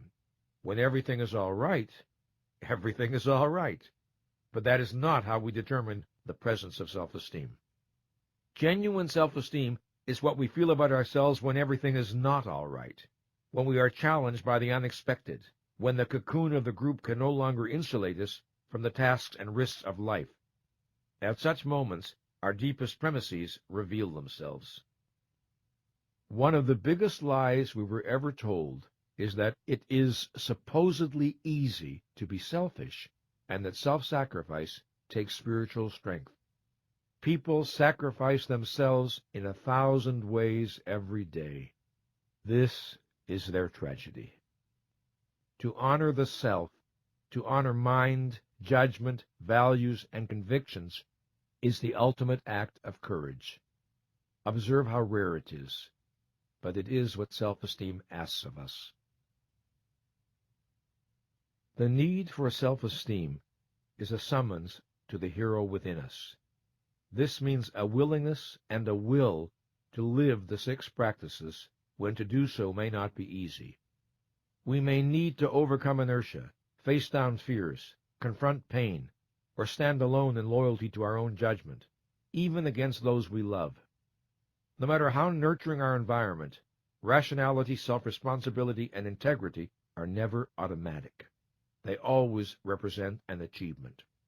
We are free to think or to avoid thinking, free to expand consciousness or to contract it, free to move toward reality or to withdraw from it. The 6 pillars all entail choice. Living consciously requires an effort. Generating and sustaining awareness is work. Every time we choose to raise the level of our consciousness, we act against inertia. In electing to think, we strive to create an island of order and clarity within ourselves. The first enemy of self-esteem we may need to overcome is laziness. Laziness is not a term we ordinarily encounter in programs on psychology. And yet, is anyone unaware that sometimes we fail ourselves for no reason other than the disinclination to generate the effort of an appropriate response? Sometimes, of course, laziness is abetted by fatigue, but not necessarily. Sometimes we are just lazy, which means that we do not challenge inertia, we do not choose to awaken. The other dragon we may need to slay is the impulse to avoid discomfort. Living consciously may obligate us to confront our fears. It may bring us into contact with unresolved pain. Self-acceptance may require that we make real to ourselves thoughts, feelings, or actions that disturb our equilibrium. It may shake up our official self-concept. Self-responsibility obliges us to face our ultimate aloneness. It demands that we relinquish fantasies of a rescuer. Self-assertiveness entails the courage to be authentic, with no guarantee of how others will respond. Living purposefully pulls us out of passivity into the demanding life of high focus. It requires that we be self-generators.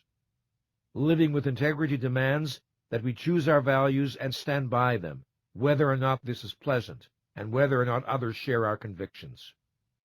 There are times when it demands hard choices.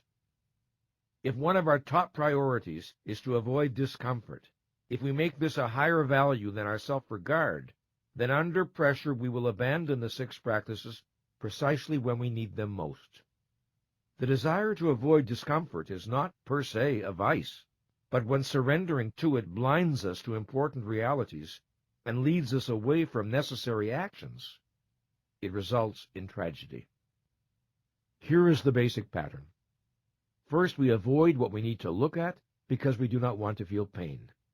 Then our avoidance produces further problems for us, which we also do not want to look at because they invoke pain. Then the new avoidance produces additional problems we do not care to examine, and so on. Layer of avoidance is piled on layer of avoidance, disowned pain on disowned pain. This is the condition of most adults. Here is the reversal of the basic pattern. First, we decide that our self-esteem and our happiness matter more than short-term discomfort or pain. We take baby steps at being more conscious, self-accepting, responsible, and so on. We notice that when we do this, we like ourselves more. This inspires us to push on and attempt to go farther. We become more truthful with ourselves and others. Self-esteem rises. We take on harder assignments. We feel a little tougher, a little more resourceful. It becomes easier to confront discomforting emotions and threatening situations. We feel we have more assets with which to cope. We become more self-assertive. We feel stronger. We are building the spiritual equivalent of a muscle. Experiencing ourselves as more powerful, we see difficulties in more realistic perspective.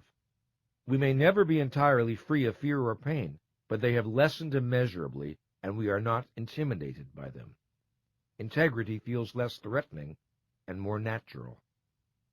If the process were entirely easy, if there was nothing hard about it at any point, if perseverance and courage were never needed, why then everyone would have good self-esteem. But a life without effort, struggle, or suffering is an infant's dream. We do not have to catastrophize fear or discomfort. We can accept them as part of life, face them, and deal with them as best we can, and keep moving in the direction of our best possibilities. But always will is needed.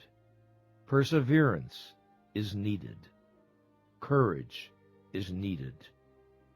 The energy for this commitment can only come from the love we have for our own life. This love is the beginning of virtue. It is a launching pad for our highest and noblest aspirations. It is the motive power that drives the 6 pillars. It is the 7th pillar of self-esteem. Audible hopes you have enjoyed this program.